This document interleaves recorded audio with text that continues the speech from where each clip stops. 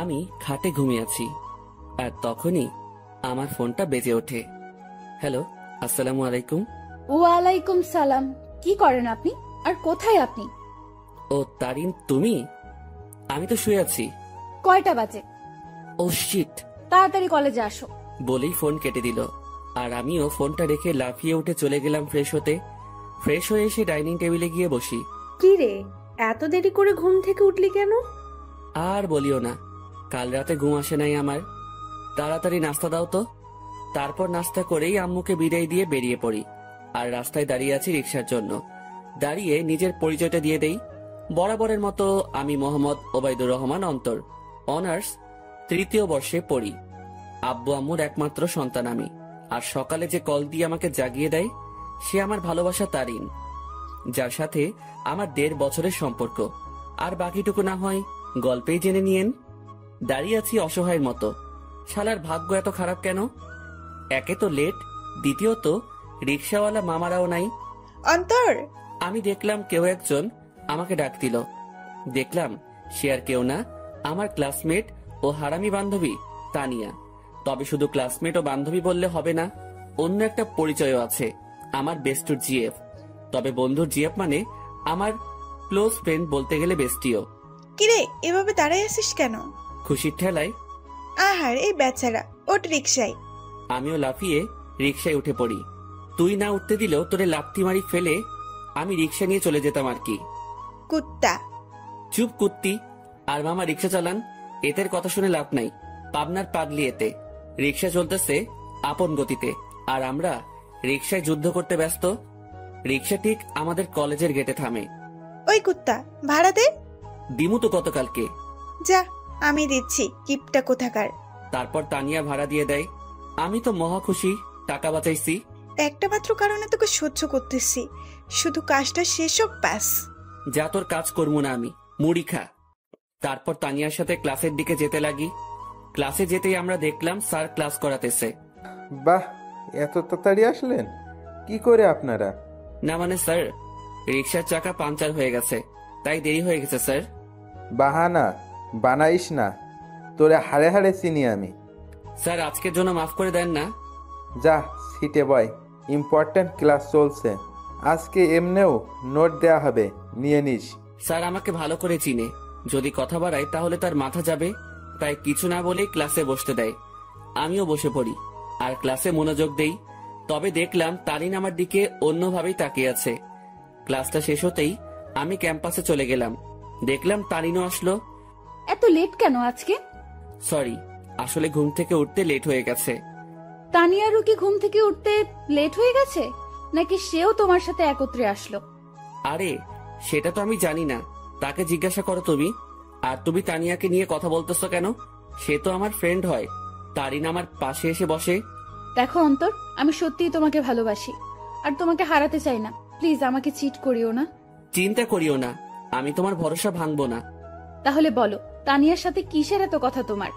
সময় হলেই বুঝতে পারবা। এখন চলো ক্যান্টিনে চাই। চলো। আর কি বলবো তোমাকে? তোরাই যা, আমি তো আকাশ থেকে ভেসে আসছি। না রে শালা, তুই তো উগান্ডা থেকে আসছিস। দূর বেটা। তাহলে আমি বা কেন বাদ যাব? চলো চারজনেই ক্যান্টিনে গিয়ে নাস্তা করে নেই। তারপর আমরা ক্যান্টিনে যেতে লাগি, কিন্তু তারিন তানিয়াকে দেখে কিছুটা সংকোচ বোধ করতে লাগলো, কারণ অন্তর আর তানিয়ার মধ্যে কিছু তো একটা চলতেছে, যা থেকে সে বিরত। আমরা সকলেই ক্যান্টিনে গেলাম, আর তানভীরকে পাঠালাম নাস্তা আনতে, আর আমরা আড্ডা দিতে ব্যস্ত। কিন্তু তারিন বারবার অন্তরের দিকে তাকাচ্ছে। সে অন্তরের চোখের ইশারা দেখতে লাগে, যা তানিয়াকে দেওয়া হচ্ছে। কি এমন কথা তানিয়া ও অন্তরের মধ্যে, যা আমাকে বলা হয়নি? তাদের দুজনের হাবভাব ঠিক লাগতেছে না আমার। অনেকদিন ধরেই তাদের আমি একটু ক্লোজ আসতে দেখলাম। কোনো অন্তর আমাকে ঠকাচ্ছে না তো? যেই করেই হোক, তাদের দুজনের মধ্যে কথাবার্তাগুলো আমাকে জানতে হবে। তানভীর নাস্তা নিয়ে আসে, আর আমরাও মজা করে খেতে লাগি। নাস্তা খাওয়া শেষ করে আমরা ক্যাম্পাসে চলে যাই। আমি দেখলাম তারিন একটু অন্যমনস্ক হয়ে আছে। কি হয়েছে তোমার? এইভাবে অন্যমনস্ক হয়ে আছো কেন? কোনো সমস্যা? কিছুই না। আচ্ছা শোনো, চলো না একটু ঘুরে আসি। সরি, তানিয়ার সাথে একটু কাজ আছে আমার, কাল যাব, কেমন? আচ্ছা ঠিক আছে। অন্তর, আজকে আমাদের কি করার কথা ছিল? জানি, চলো। আচ্ছা এভরিবডি, ঠিক আছে, পরে কথা হবে। আমার আর অন্তরের একটা কাজ আছে। ঠিক আছে যাও। আর অন্তর সাবধান শালা। বেশি কথা বলবি তাহলে কিন্তু। আচ্ছা যা শালা মর্গা, আর তানিয়ার খেয়াল রাখবি। বাই। তারপর আমি আর তানিয়া বিদায় নিয়ে চলে গেলাম আমাদের কাছে। অন্যদিকে তানভীর, বল। অন্তর আর তানিয়ার দিকে খেয়াল করছিস তুই? কি হয়েছে তাদের? তাদের হাব ভাব দেখছিস তুই? দেখলাম তো, আমার থেকে তো কোনো কিছুই মনে হলো না। তোর থেকে মনে হবে কিভাবে? তোর বেস্টু বলে কথা, কিন্তু আমার থেকে তানিয়ার অন্তরের হাব ভাব ঠিক লাগছে না। এর উপর আমার পুরো বিশ্বাস আছে ও কোনোদিনও কোনো উল্টোপাল্টা কাজ করবে না। কিন্তু তানভীর, আমার না একটু তাদের হাব ভাব থেকে সন্দেহ হচ্ছে। তুই নেগেটিভ ভাবে ভাবছিস বলে তোর এমনটা লাগতেছে, কিন্তু পজিটিভলি ভাব, তাহলে দেখবি সব ঠিক লাগবে। কিন্তু তারিনের মনে এখনো অন্তরের প্রতি সন্দেহ আছে, কারণ তারিনকে না বলে সে তানিয়ার সাথে খুব ক্লোজলি ভাবে কথা বলতেছে। এইদিকে আমি আর তানিয়া শপিং মলে চলে আসলাম। আসলে আমাদের কিছু কেনাকাটা করতে হবে, তাই। তো কি কি কিনবি বল? লিস্ট ফুল রেডি করেই আনছি। তাহলে শুরু করে দে। আমরা আমাদের লিস্ট অনুযায়ী শপিং করতে ব্যস্ত। প্রায় আমাদের শপিং শেষ, আর তখনই তানিয়া ডাক দেয়। কিরে, ডাকতেছিস কেন? চল জেন্টস শপে যাব, একটা টি শার্ট নিব। আমার জন্য নিবি? হ, আমাকে পাগলা কুকুর পাইছে তো। আসলে তোরে পাগলা কুকুরে পাইছে? অন্তর, এটা কিন্তু বেশি হইতেছে। ও মা গো, টুরুলা। আচ্ছা চল। তারপর গেলাম টি শার্ট কিনতে, মানে তানিয়া কিনবে আর আমি দেখবো। কি কালার পছন্দ তানভীরের? আমি আর তানভীর প্রায় সেম কালার পছন্দ করি। বুঝছি, হাইরে চয়েস রে। তারপর তানিয়া ঘুরে ঘুরে দেখতে লাগলো, আর কয়েকটা টি শার্ট নিয়ে আমার কাছে আসে। দেখ, এখান থেকে দুইটা সিলেক্ট করে দে। আমিও দুইটা টি শার্ট সিলেক্ট করে দেই, আর সেও কিনে নেই। চল, খিদা লাগছে, কিছু খাওয়াবি? চুপচাপ বাসায় গিয়ে খেয়ে নিস, এমনিও টাকা আছে কিনা জানি না। চুপ কিপটা, তোর জন্যই তো আমি শপিং মলে আসছি, আর তোর জন্যই তো শপিং করলাম। এখন কিপটামি করিস না, চল রেস্টুরেন্টে। আমি তো শপিং এ টাকা খরচ করলাম, তুই তো শুধু তানভীরের জন্য টি শার্ট নিলি। ওলে বাবারে, টাকা তোর একা যায় নাই, তোর শপিং এ আমি তানভীরের টাকাও আছে। আর এটা তো তোর জানের জন্য করতেছি আমরা। এখন কিপটামি না করে চল তো। বাবা গো, চল বুঝছি, 1 টাকাও বাসায় নিতে দিবি না। তারপর আমরা রেস্টুরেন্টে গেলাম। সেখানে গিয়ে আমরা বসে পড়লাম, আর তখনই তানভীর ফোন দেয়। হ্যালো, কে? শপিং হয়েছে মামা, নাকি আরো বাকি আছে? শপিং শেষ, শুধু লাস্ট জিনিসটা আনলেই সব কমপ্লিট। সেটা আমি আনবো তো সময় মতো, তুই চিন্তা করিস না। আচ্ছা, তারিন কি চলে গেছে? তবে মামা, তোকে আর তানিয়াকে সন্দেহের নজরে দেখতেছে, বলতেছে তোর আর তানিয়ার মধ্যে নাকি কিছু চলতেছে। হ, তাও তার জন্যই। তো কি করিস? আমি কি করবো? যা করার তোর তানিয়া করতেছে, আমারে লুটতেছে রে মামা। আজ যদি তানিয়ার সাথে ব্রেকআপ করতি, তাহলে এই দিন দেখতে হতো না আমার। সমস্যা নাই, তানভীর যদি আমাকে ছেড়ে দেয়, আমিও তোর গলায় পড়বো আর কি। যা লুট হ। আচ্ছা, খাওয়া দাওয়া করে নিয়ে জিনিস সহ তানিয়াকে বাড়ি দিয়ে আসিস। ভাই, তুই এসে নিয়ে যা না। সাথে সাথে তানিয়া আমার থেকে ফোন কেড়ে নিল, আর শুরু করে দিল তাদের প্রেম আলাপ। আর আমি বেচারা আমারটার জন্য মরতেছি। তানিয়া তানভীরের কথা শেষ, আর আমাদেরও খাবার চলে আসে। অন্যদিকে তারিন ও তার কিছু বান্ধবীদের নিয়ে একই রেস্টুরেন্টে আসে, যেখানে অন্তর ও তানিয়া উপস্থিত। তারিন, দেখ তো, এটা অন্তর ভাইয়া না? তারিন অন্তরকে তানিয়ার সাথে দেখে প্রায় অবাক হয়ে গেল। তারিন দেখতে লাগলো তানিয়া আর অন্তর হেসে হেসে কথা বলতেছে আর খাবার খাচ্ছে। তারিন তার মোবাইলটা বের করে অন্তরকে কল দেওয়ার জন্য। এইদিকে আমি জানি না প্ল্যান সাকসেস হবে কিনা, তবে আমি আমার কলিজাটাকে খুশি দেখতে চাই। আমরা তো সেটাই চেষ্টা করতেছি অন্তর, তুই চিন্তা করিস না। হঠাৎই আমার কলটা বেজে ওঠে, আর দেখলাম তারিন কল দিছে। আমিও রিসিভ করলাম। হ্যালো। কোথায় তুমি? আমি তো বাসায়। কেন? ও, কি করো তুমি? এই তো আছি। আর কি, মোবাইল নিয়ে। তুমি কি করো? আমিও মোবাইল নিয়ে ব্যস্ত। আচ্ছা, পরে কথা বলি, কেউ রুমের দিকে আসতেছে। Okay bye. তারপর কেটে দিল। কি বলে সে? আমি কোথায় কি করি এইসব? বাদ দে, তাড়াতাড়ি খাবার খেয়ে নে। অন্যদিকে তারিন অন্তরের মিথ্যা কথা শুনে মুখ চেপে কান্না করতে করতে বেরিয়ে যায়, সাথে তার বান্ধবীরাও। ও কেন আমার সাথে এত বড় প্রতারণা করলো? যদি আমাকে ভালো না বেসে থাকে, তাহলে কেন আমার ফিলিংস নিয়ে এইভাবে খেলা করলো সে? আমি কি ওকে ভালোবাসি নাই, নাকি আমার ভালোবাসায় কমতি ছিল? না, এর জবাব ওকে দিতেই হবে। তারিন কোনো মতে তার চোখের পানি ধরে রেখে বাড়ি চলে যায়। এইদিকে, ম্যাডাম চলেন, আজকে এমনিও অনেক কাজ আছে আমাদের। তারপর বিল মিটিয়ে তানিয়াদের বাড়ির দিকে চলে যাই। তবে তানিয়াদের পুরনো বাড়িতে যাই আমরা। তানিয়াদের পুরনো বাড়িতে আসার আগেই তানবীরকে কল দিয়ে আসতে বলে দেই, আর সে এখন উপস্থিত। সব নেওয়া হয়েছে তোর? হয়েছে, জাস্ট লাস্ট জিনিসটাই বাকি। মামা, তারিন কিন্তু তোর উপর সন্দেহ করতেছে। সে মনে করতেছে আমার কলিজার লগে তোর চলতেছে। আমাকে কি পাগলে পাইছে? এই সেমরির সাথে আমার চলবো? ভাই রে ভাই, কি জিনিস রে এইটা? আমার লুটি ফেললো। ভাই, একটু দেখে শুনে রিলেশন করতে পারিস না? ওই সাবধান। ঝগড়াঝাড়ি বাদ দে, আর এইগুলো আমাদের দিয়ে বাড়ি যা, আমরা কাজ শুরু করে দিব। ওকে, নে এইগুলো, আমি গেলাম। তারপর তাদের জিনিসপত্রগুলো দিয়ে আমিও বাড়ি চলে গেলাম। কই ছিলি তুই? আসিলাম আর কি, মেসেজ দিছিলাম না, দেখো নাই? দেখছি। যা রুমে, আমি তোর জন্য চা আনতেছি।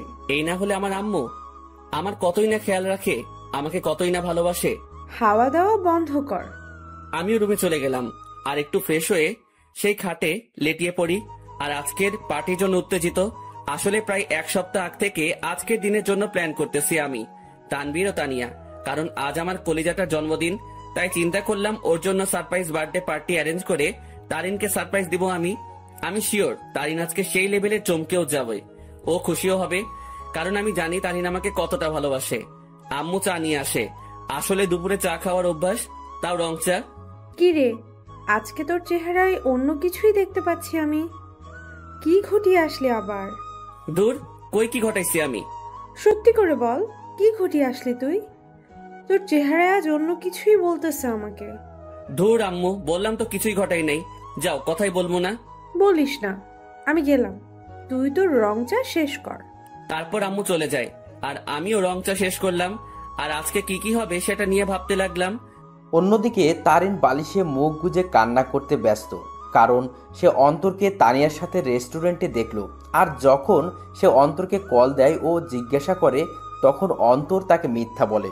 সে অন্তরের এইসব নিয়ে ভাবতে লাগে আর চোখের পানি ফেলতে লাগে। সন্ধ্যাবেলা আমিও রেডি হয়ে নিলাম, দেখলাম তানিয়া কল দিছে। হ্যাঁ বল। কই তুই আসবি না? আমি না আসলে আমার তারিনকে কেক কে খাওয়াবে, ও লাগাবে। আচ্ছা, তানবীর কি গেছে কেক আনতে? তুই তাড়াতাড়ি আয়। বলেই কল কেটে দিল। আমিও মোবাইল আর ওয়ালেট নিয়ে বাসা থেকে বেরিয়ে পড়লাম। আমি চলে গেলাম সেই জায়গায়, সেখানে আমাদের বার্থডে পার্টি হবে। আর সেটা হলো তানিয়াদের পুরনো বাড়ি। আসলে তানিয়ার পরিবার আমাদের চিনে, আর তানিয়া ও তানভীরের বিয়েও ঠিক হয়ে আছে। কারণ তানিয়া ও তানভীরের বাসায় তাদের সম্পর্ক মেনে নেয়। আমিও দরজার কাছে গিয়ে নক দেই। কিরে, আসছিস? আজকে সেই মজা হবে। আমি তো আর ওয়েট করতে পারতেছি না। ভেতরে চল তো। আমিও ভিতরে চলে যাই। অন্যদিকে তারিনের বান্ধবী নিশু দেখে অন্তর ও তানিয়ার কথাবার্তা শুনে অবাক হয়ে যায়। এটা আমি কি শুনলাম? অন্তর ভাইয়া তানিয়া আপুর সাথে উনি এত নিচু মানুষ তা আমার জানা ছিল না। আমি এখনই তারিনকে বলবো এই সব। নিশু তার মোবাইল বের করে আর তারিনকে কল দেয়। হ্যালো তারিন, শোন, কথা আছে। বলো। তারপর নিশু যা যা শোনে সব বলে। যা শুনে তারিন এবার রেগে যায়। আই জানোয়ারের বাচ্চা, আমি এবার ছাড়বো না। আমি এর শেষ দেখেই ছাড়বো। তুই সেইখানেই থাক, আমি এক্ষুনি আসতেছি। তারপর কল কেটে দেয়। আর তারিনও রেগে ঘর থেকে বের হয় অন্তরকে সাহায্য করার জন্য। তারিন ও তার বান্ধবী নিশু মিলে ঘরের দরজায় গিয়ে কান পেতে শুনে। এইদিকে আমি আর তানিয়া মিলে হলরুমে যা যা করা বাকি ছিল তা করলাম। আমিও তাড়াহুড়ো করতে গিয়ে সেখানে থাকা সোফার টেবিলের উপরে একটা বোতল ছিল, সেটা ধাক্কা খেয়ে তানিয়ার গায়ে পড়ি। আউ! সরি। এত তাড়াহুড়ার কি আছে, আস্তে আস্তে কর। ওকে। অন্যদিকে তারিন তাদের কথাগুলো শুনে মুখ চেপে কান্না করতে লাগলো। আর নিশু প্রায় অবাক হয়ে গেল এই সব শুনে। অন্তর ভাইয়া এত নিজ আর নোংরা প্রজাতির মানুষ হবে তা কল্পনাও করতে পারি না আমি। কুত্তার বাচ্চা, জানোয়ার, নরপশু, তুই তো আজকে শেষ। তারপর তারিন জোরে জোরে দরজা নক করতে লাগে। এইদিকে মনে হয় ও চলে আসছে। ওরে আমার লজ্জাপতি, এত লজ্জা পাইস না। তোর লজ্জা দেখে না লজ্জাও ইনসাল্টেড ফিল করবে। কুত্তা, তোর সাথে কি এমন দুশ্মনী করলাম, কথায় কথায় ইনসাল্ট করিস? যা দরজা খোল। আমিও গিয়ে দরজা খুললাম। দরজা খুলে থ হয়ে গেলাম, কারণ তারিন ও নিশু উপস্থিত। তোমরা সাথে সাথে তারিন আমার কলার ধরে আমাকে ছুঁড়ে মারে ফ্লোরে। কুত্তার বাচ্চা, জানোয়ার, শয়তান, বেয়াদব, লম্পট, বখাটে, প্লে বয়, আমার সাথে কি করে এসব করতে পারলি তুই? সাথে সাথে তারিন তার জুতা খুলে আর আমার গালে মারতে থাকে। জানিস আমি তোকে কতটাই না ভালোবাসছি, কিন্তু তুই যে এমন হবি কে জানতো? তারিন, কি করছিস তুই এইসব? চুপ, বেয়াদব নষ্টা মেয়ে। তুইও কম না। তোর আর তানভীরের বিয়ে ঠিক হয়ে থাকার পরেও তুই আমার বয়ফ্রেন্ডের সাথে ছি। আর তুই, তোকে কতই না ভালো ভাবছিলাম আমি, কিন্তু তুই তো আস্ত একটা লুচ্চা, বেয়াদব, লম্পট। মানে যত খারাপই বলি না কেন, তার থেকেও নিচ তুই। আমি তারিনের অবস্থা দেখে অবাক হয়ে গেলাম। আর সে তো আমাকে তার পায়ের জুতো দিয়ে আমাকে মারলো। তার এই ব্যবহার দেখে আমার চোখ দিয়ে টপ টপে পানি পড়তে লাগে। আজ তারিন আমার সাথে এটা করতে পারলো? আমি কি এমন অপরাধ করলাম যার জন্য তারিন আমাকে এতগুলো কথা শোনালো আর জুতার বাড়িও দিল? তোর যদি রুম ডেট করার এত ইচ্ছা ছিল আমাকে বলতি, কিন্তু তুই কি না। এই লুচ্চা প্লে বয়, তোর কি একটুও মনে সংকোচ বোধ করে নাই? নিজেই নিজের বেস্ট ফ্রেন্ডের হবু বউয়ের সাথে তুই। আমার তো মন ভেঙে ফেললি, কিন্তু কি করে নিজের বেস্ট ফ্রেন্ডকেও ধোকা দিলি তুই? বলেই তারিন আমাকে জুতা দিয়ে মারতে লাগলো। সি ভাইয়া, আপনি এত নিচু প্রজাতির মানুষ হবেন তা আমার জানা ছিল না। আপনি জানেন তারিন সবসময় আপনাকে নিয়ে কথা বলতো, সবসময় আপনাকে নিয়ে কতই না স্বপ্ন ছিল তার, কিন্তু আপনি কি না। সি ভাইয়া, আপনাকে দেখে আমার ঘৃণা হচ্ছে। তাদের কথাগুলো শুনে আমি চোখ দিয়ে পানি ফেলছিলাম। আজ তারিন আমাকে এইভাবে অপমান করলো। আমি তো কোনো অন্যায় করি নাই, তাহলে কি বলতেছে তারিন এইসব? সত্যি কলিজাটা ফেটে যাচ্ছে আমার। জানিস তোকে কি করা দরকার? তোকে জুতার মালা পরায় এলাকায় ঘুরানো দরকার। দাঁড়া, আমি পুলিশকে কল দিচ্ছি। আর তখনই তানভীর কেক নিয়ে উপস্থিত হয়। সে আমাকে এভাবে পড়ে থাকতে দেখে ও তারিনকে এখন এখানে দেখে অবাক হয়ে যায়। এই অন্তর, এইভাবে পড়ে আসিস কেন? আর তারিন এখন এখানে কি করতেছে? তানভীর, আমি তোকে আগেও বলেছি এই জানোয়ার ও তোর নষ্টা হবু বউয়ের মাঝে অনেক কিছু চলতেছে, কিন্তু তুই বিশ্বাস করিস নাই। কিন্তু দেখ, আমার সন্দেহ ঠিক সত্যিই হইছে। আজ আমিও নিশু মিলে হাতে নাতে ধরছি এই দুইটাকে। তারা এখানে তাদের কীর্তিকলাপে ব্যস্ত ছিল, আর আমাকেও তোকে ঠকাচ্ছিল তারা দুজন মিলে। তানভীর কথাটা শুনে অবাক হয়ে যায়, তবে তানভীর অবাক হয় তারিনের কথাগুলো শুনে। এই কি বললি তুই? অন্তর আর তানিয়ার মাঝে কি চলতেছে?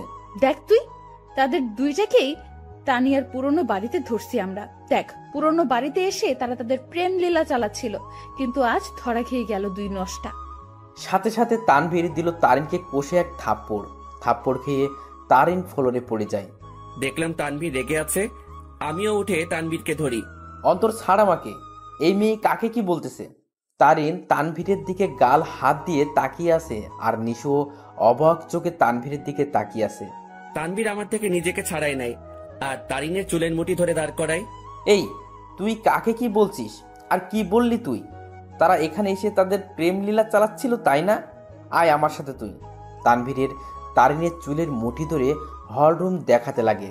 এই দেখ, তারা আসলে কি করতেছিল। তোর জন্মদিন উদযাপন করার জন্য সে আজ থেকে 7 দিন আগে থেকেই তোকে খুশি করার জন্য আমাকে ও তানিয়াকে নিয়ে প্ল্যান করে। সে তোর হাসি মুখটা দেখার জন্য দেখ কি করছে। চারদিকে ভালো করে তাকিয়ে দেখো। তারিন ভালো করে দেখে পুরো হলরুম দেখে যা সম্পূর্ণভাবে সাজানো। সেখানে বেলুন, জরি কাগজ ও বিভিন্ন কাগজের কারুকার্য দিয়ে সাজানো। তারপর তানভীর তারিনের চুলের মুঠি ধরে বার্থডে অলবোর্ড দেখায়। কি, ওরা তো এখানে নষ্টামি করতে আসছে, তাহলে এই সব কোনো প্রয়োজন ছিল? উত্তর দে। তানভীর আবার তারিনকে চুলের মুঠি ধরে কেকের প্যাকেটের কাছে নিয়ে যায়। দাঁড়া, তাদের নষ্টমী আরও একটা নমুনা দেখায় বলেই সেই প্যাকেট খুলে দেখায়। দেখ, তাদের নষ্টামি উদযাপন করার জন্য বার্থডে কেক আনে, যেটা তো সুন্দর করে লেখা আছে হ্যাপি বার্থডে তারিন। তারিন এই সব দেখে তাদের মনের মধ্যে অন্তরের বিরুদ্ধে যত সন্দেহ ঘৃণা ছিল সব দূর হয়ে যায়, আর সেই সেখানেই হাউমাউ করে কান্না করে দেয়। কিরে, এখন কান্না করতেছিস কেন তুই? আরও দেখবি তাদের নষ্টামির নমুনা। আসলে তোদের মতো মেয়েরা না ভালোবাসতেই জানে না। শুধু মুখে ভালোবাসি ভালোবাসি বললেই হয় না, মনে প্রাণে বিশ্বাসও করতে হয় ভালোবাসার মানুষকে। কিন্তু তুই কি করছিস? খালি সন্দেহ। হ্যাঁ, আমার বেস্টু খারাপ, কারণ সে তাকে খুশি করতে চেয়েছিল, আর আমি আমার সেই খারাপ বন্ধুকে নিয়ে গর্ব করি, কারণ সে মানুষকে ঠকায়নি কোনোদিনও। সে সব সময় সবাইকে হাসি খুশি দেখতে চায়, কিন্তু আড়ালে সে নিজেই কান্না করে যেত। কিন্তু যখন তুই তার জীবনে আসছিস, সে মনে করছিল সেও এখনো হাসি খুশি থাকবে, কিন্তু তুই আজকে তাকে সবচেয়ে বড় কষ্ট দিয়ে দিলি। হ্যাঁ, আমার বন্ধু জানোয়ার, কারণ সে তোকে হাসাতে চেয়েছিল, যার প্রতিদান আজ তুই দিয়ে দিলি। তানভীর, অন্তর কোথায়? নিশু, অন্তর কোথায়? নিশু চুপ হয়ে আছে। তানভীর সাথে সাথে বাইরে দৌড় দেয় অন্তরকে খোঁজার জন্য, কিন্তু অন্তরকে পায়নি সে। তারিন সেখানে কান্না করতে করতে বসে পড়ে। তারিন, ছি, তুই এত নিস মন মানসিকতার মেয়ে, তা আমার জানা ছিল না। কিভাবে তুই এ ভাবলি? অন্তর আমাকে বান্ধবী মানে তো ঠিকই, সাথে ও আমাকে মন থেকে সম্মানও দেয়। আর তুই কি না, অন্তর তোর জন্য কতই না কি করতে চাইছিল। সে চাইছে তোকে সারপ্রাইজ বার্থডে পার্টি দেবে, কিন্তু তুই তাকে কি দিলি? অনেক অপমান ও জুতার বাড়ি। কি করে পারলি তুই এইসব ভাবতে? অন্তর তোকে কতটা ভালোবাসে তা আমি আর তানভীর ভালো করেই জানি, কিন্তু তুই ভালো যেহেতু বেসেছিস, তাহলে একটু ভালোবাসার মানুষকে বিশ্বাস করতে শেখ, সন্দেহ না। আমার মনে হয় না তুই অন্তরকে কোনোদিনও ভালোবেসেছিস, কিন্তু সে তোকে মনে প্রাণে ভালোবেসেই গেল। তানভীর বাইরে থেকে আসে। অন্তরকে পাইছো? না, তুমি একটু কষ্ট করে বাড়িতে খুঁজে দেখো তো। আর এই, তুই বের হ বাড়ি থেকে। তানভীর তারিনকে টেনে বাড়ি থেকে বের করে দেয়, সাথে নিশিও বেরিয়ে যায়। আর তানভীর ও তানিয়া মিলে পুরো বাড়ি খুঁজে দেখে, কিন্তু অন্তরকে খুঁজে পেল না। তারিন বাইরের রাস্তায় বসে বসে হাওমাও করে কান্না করতে লাগে। সে আজ তার সন্দেহের জন্য তার অতি প্রিয় একটা জিনিসের কাছে ঘৃণার পাত্র হয়ে গেল। কি করে আমার মাথায় এসব আসলো? কেন আমি অন্তরকে সন্দেহ করলাম? যে আমাকে বলেছিল আমাকে কোনোদিন ঠকাবে না, কিন্তু আমি তাকে বিশ্বাস না করে তাকে অনেক কথা শোনালাম, খুব জুতার বাড়ি দিলাম। ছেলেটা তো আমাকে হাসি খুশি রাখতে চেয়েছিল, কিন্তু আমি ওকে কাঁদিয়ে দিলাম। বলে সে আরো কান্নায় ভেঙে পড়ে। এইদিকে আমি মেইন রোডে চলে আসলাম। আজ আমাকে আমার ভালোবাসা ভালোই একটা শিক্ষা দিল, আর বুঝিয়ে দিল আমি তার মনে কোনোদিনও জায়গা করে নিতে পারলাম না। আমি তার মনে বিশ্বাস জোগাতে পারলাম না। হয়তো আমারই ভুল ছিল, আগে তার মনে বিশ্বাস জোগানোটা দরকার ছিল। পরে না হয় তার জন্য কোনো কিছু করতাম। হয়তো আমার ভালোবাসায় কমতি ছিল, যার পরিণাম জুতার বাড়ি পেলাম।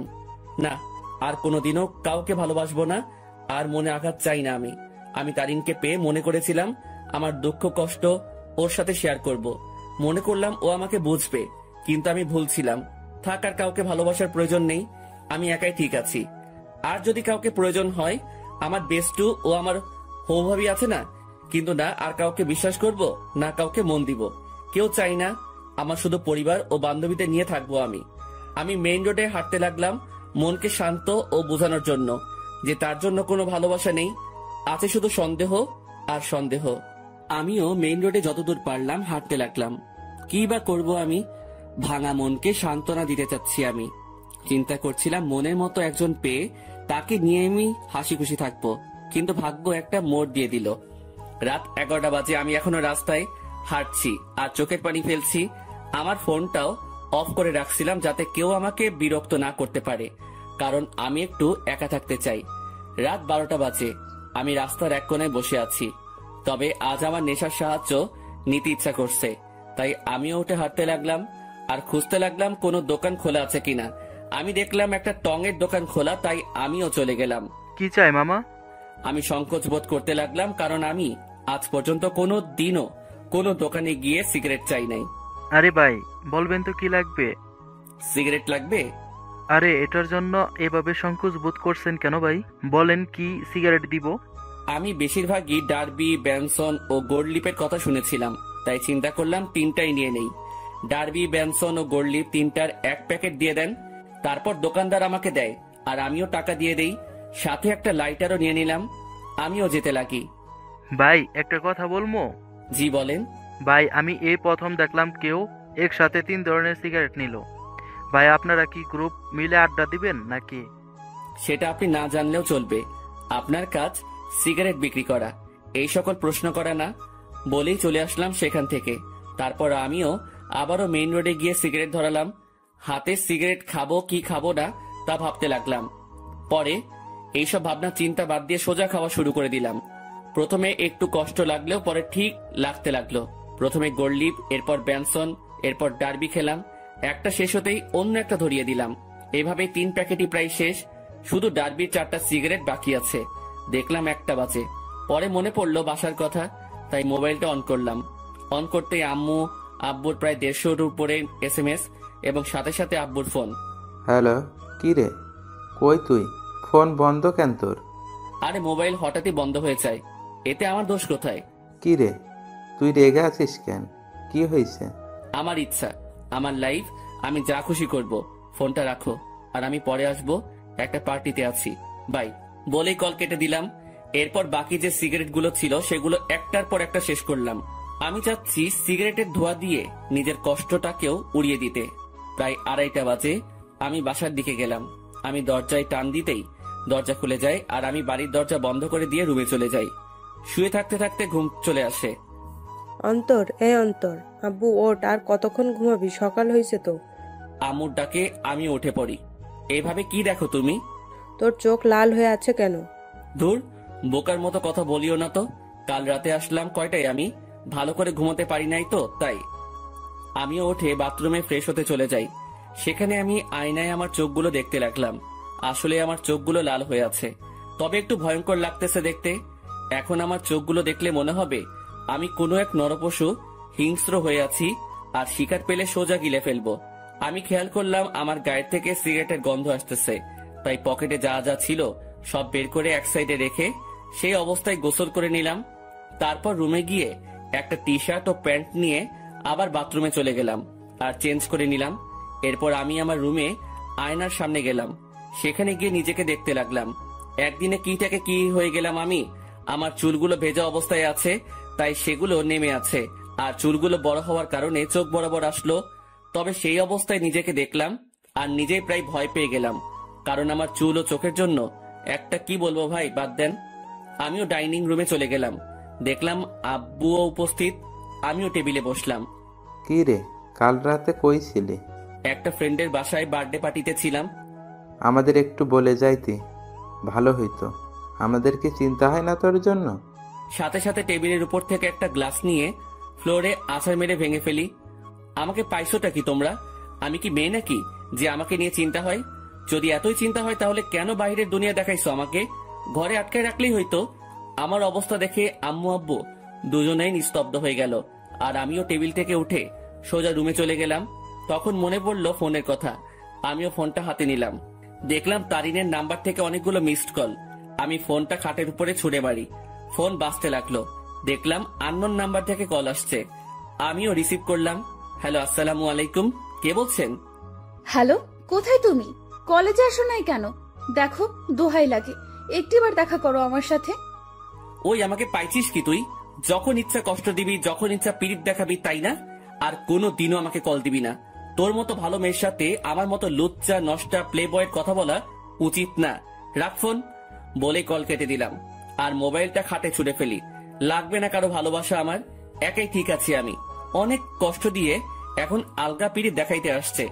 না, এই সিমটাই ভেঙে ফেলবো আমি। না থাকবে সিম, না হবে কন্ট্রাক্ট। আমি মোবাইলটা হাতে নিয়ে তা খুলে সিম নিয়ে নেই আর সেটা ভেঙে ফেলি, আর খাটে শুয়ে পড়ি চোখটা বন্ধ করে। হঠাৎই কেউ একজন আমার মাথায় হাত বুলিয়ে দিতে লাগে। আমিও চোখ খুলে দেখি আম্মু মাথায় হাত বুলিয়ে দিচ্ছে। কি রে আব্বু, কি হয়েছে তোর? একটু বলতো আমাকে। কিছু হয় নাই আমার। আচ্ছা, দেখি আমি নাস্তা খাইয়ে দিই। আচ্ছা দাও। তারপর দেখলাম আম্মু নাস্তা নিয়েই আমার রুমে আসে আর প্লেট নিয়ে আমাকে খাওয়াই দিতে লাগে। আচ্ছা শোন, তোর নানু কল দিছিল, এক কাজ কর, তুই কয়েকদিন সেখান থেকে ঘুরে আয় না। আচ্ছা ঠিক আছে, যাব। ঠিক আছে, আজই চলে যা, তাহলে ভালো হবে। ঠিক আছে। আম্মু আমাকে নাস্তা খাওয়াই দিয়ে চলে যায়, আর আমিও চিন্তা করলাম আমার উপর এমনিও অনেক কিছুই গেছে, তাই একটু রিফ্রেশমেন্টের প্রয়োজন, তাই যাওয়াই উচিত। আমিও আমার ব্যাগ গুছিয়ে নিলাম। দেখলাম সকাল 11টা বাজে। আমি ব্যাগ নিয়ে রুম থেকে বেরিয়ে পড়লাম। আম্মু আব্বুর থেকে বিদায় নিয়ে আমি চলে গেলাম বাস স্টেশনে। আমিও টিকিট কাউন্টারে যেতেই শক খেয়ে গেলাম। কিরে, এখন কোথায় যাস? আমি কি বলবো বুঝতে পারতেছি না, কারণ আমার সামনে তানভীর দাঁড়িয়ে আছে। শালা তুই তুই এখানে কি করতেছিস? শালা আমাকে একা করে কই যাচ্ছিস? আর ফোন বন্ধ কেন তোর? এমনি। এখন তুই এখানে কেন? আর কই যাচ্ছিস তুই? যাইতেছি আর কি, বেস্টুর নানার বাড়ি। মানে আমি তুই একই জায়গায় যাচ্ছে মামা। এবার কথা বলিস না, টিকিট নে। আমি আর কোনো কথা না বলে টিকিট নিতে গেলাম, কিন্তু প্রশ্ন হলো এই হারামি কি করে জানলো আমি যে এলাকা ছাড়তেছি? জি, 2টা টিকিট দেন তো জায়গার জন্য। নিয়ে নি, পরের বাস দেরি আছে। ঠিক আছে দেন তাহলে। আমি 2টা টিকিট নিয়ে নিলাম, কিন্তু আমরা দুজন দু প্রান্তে বসতে হবে।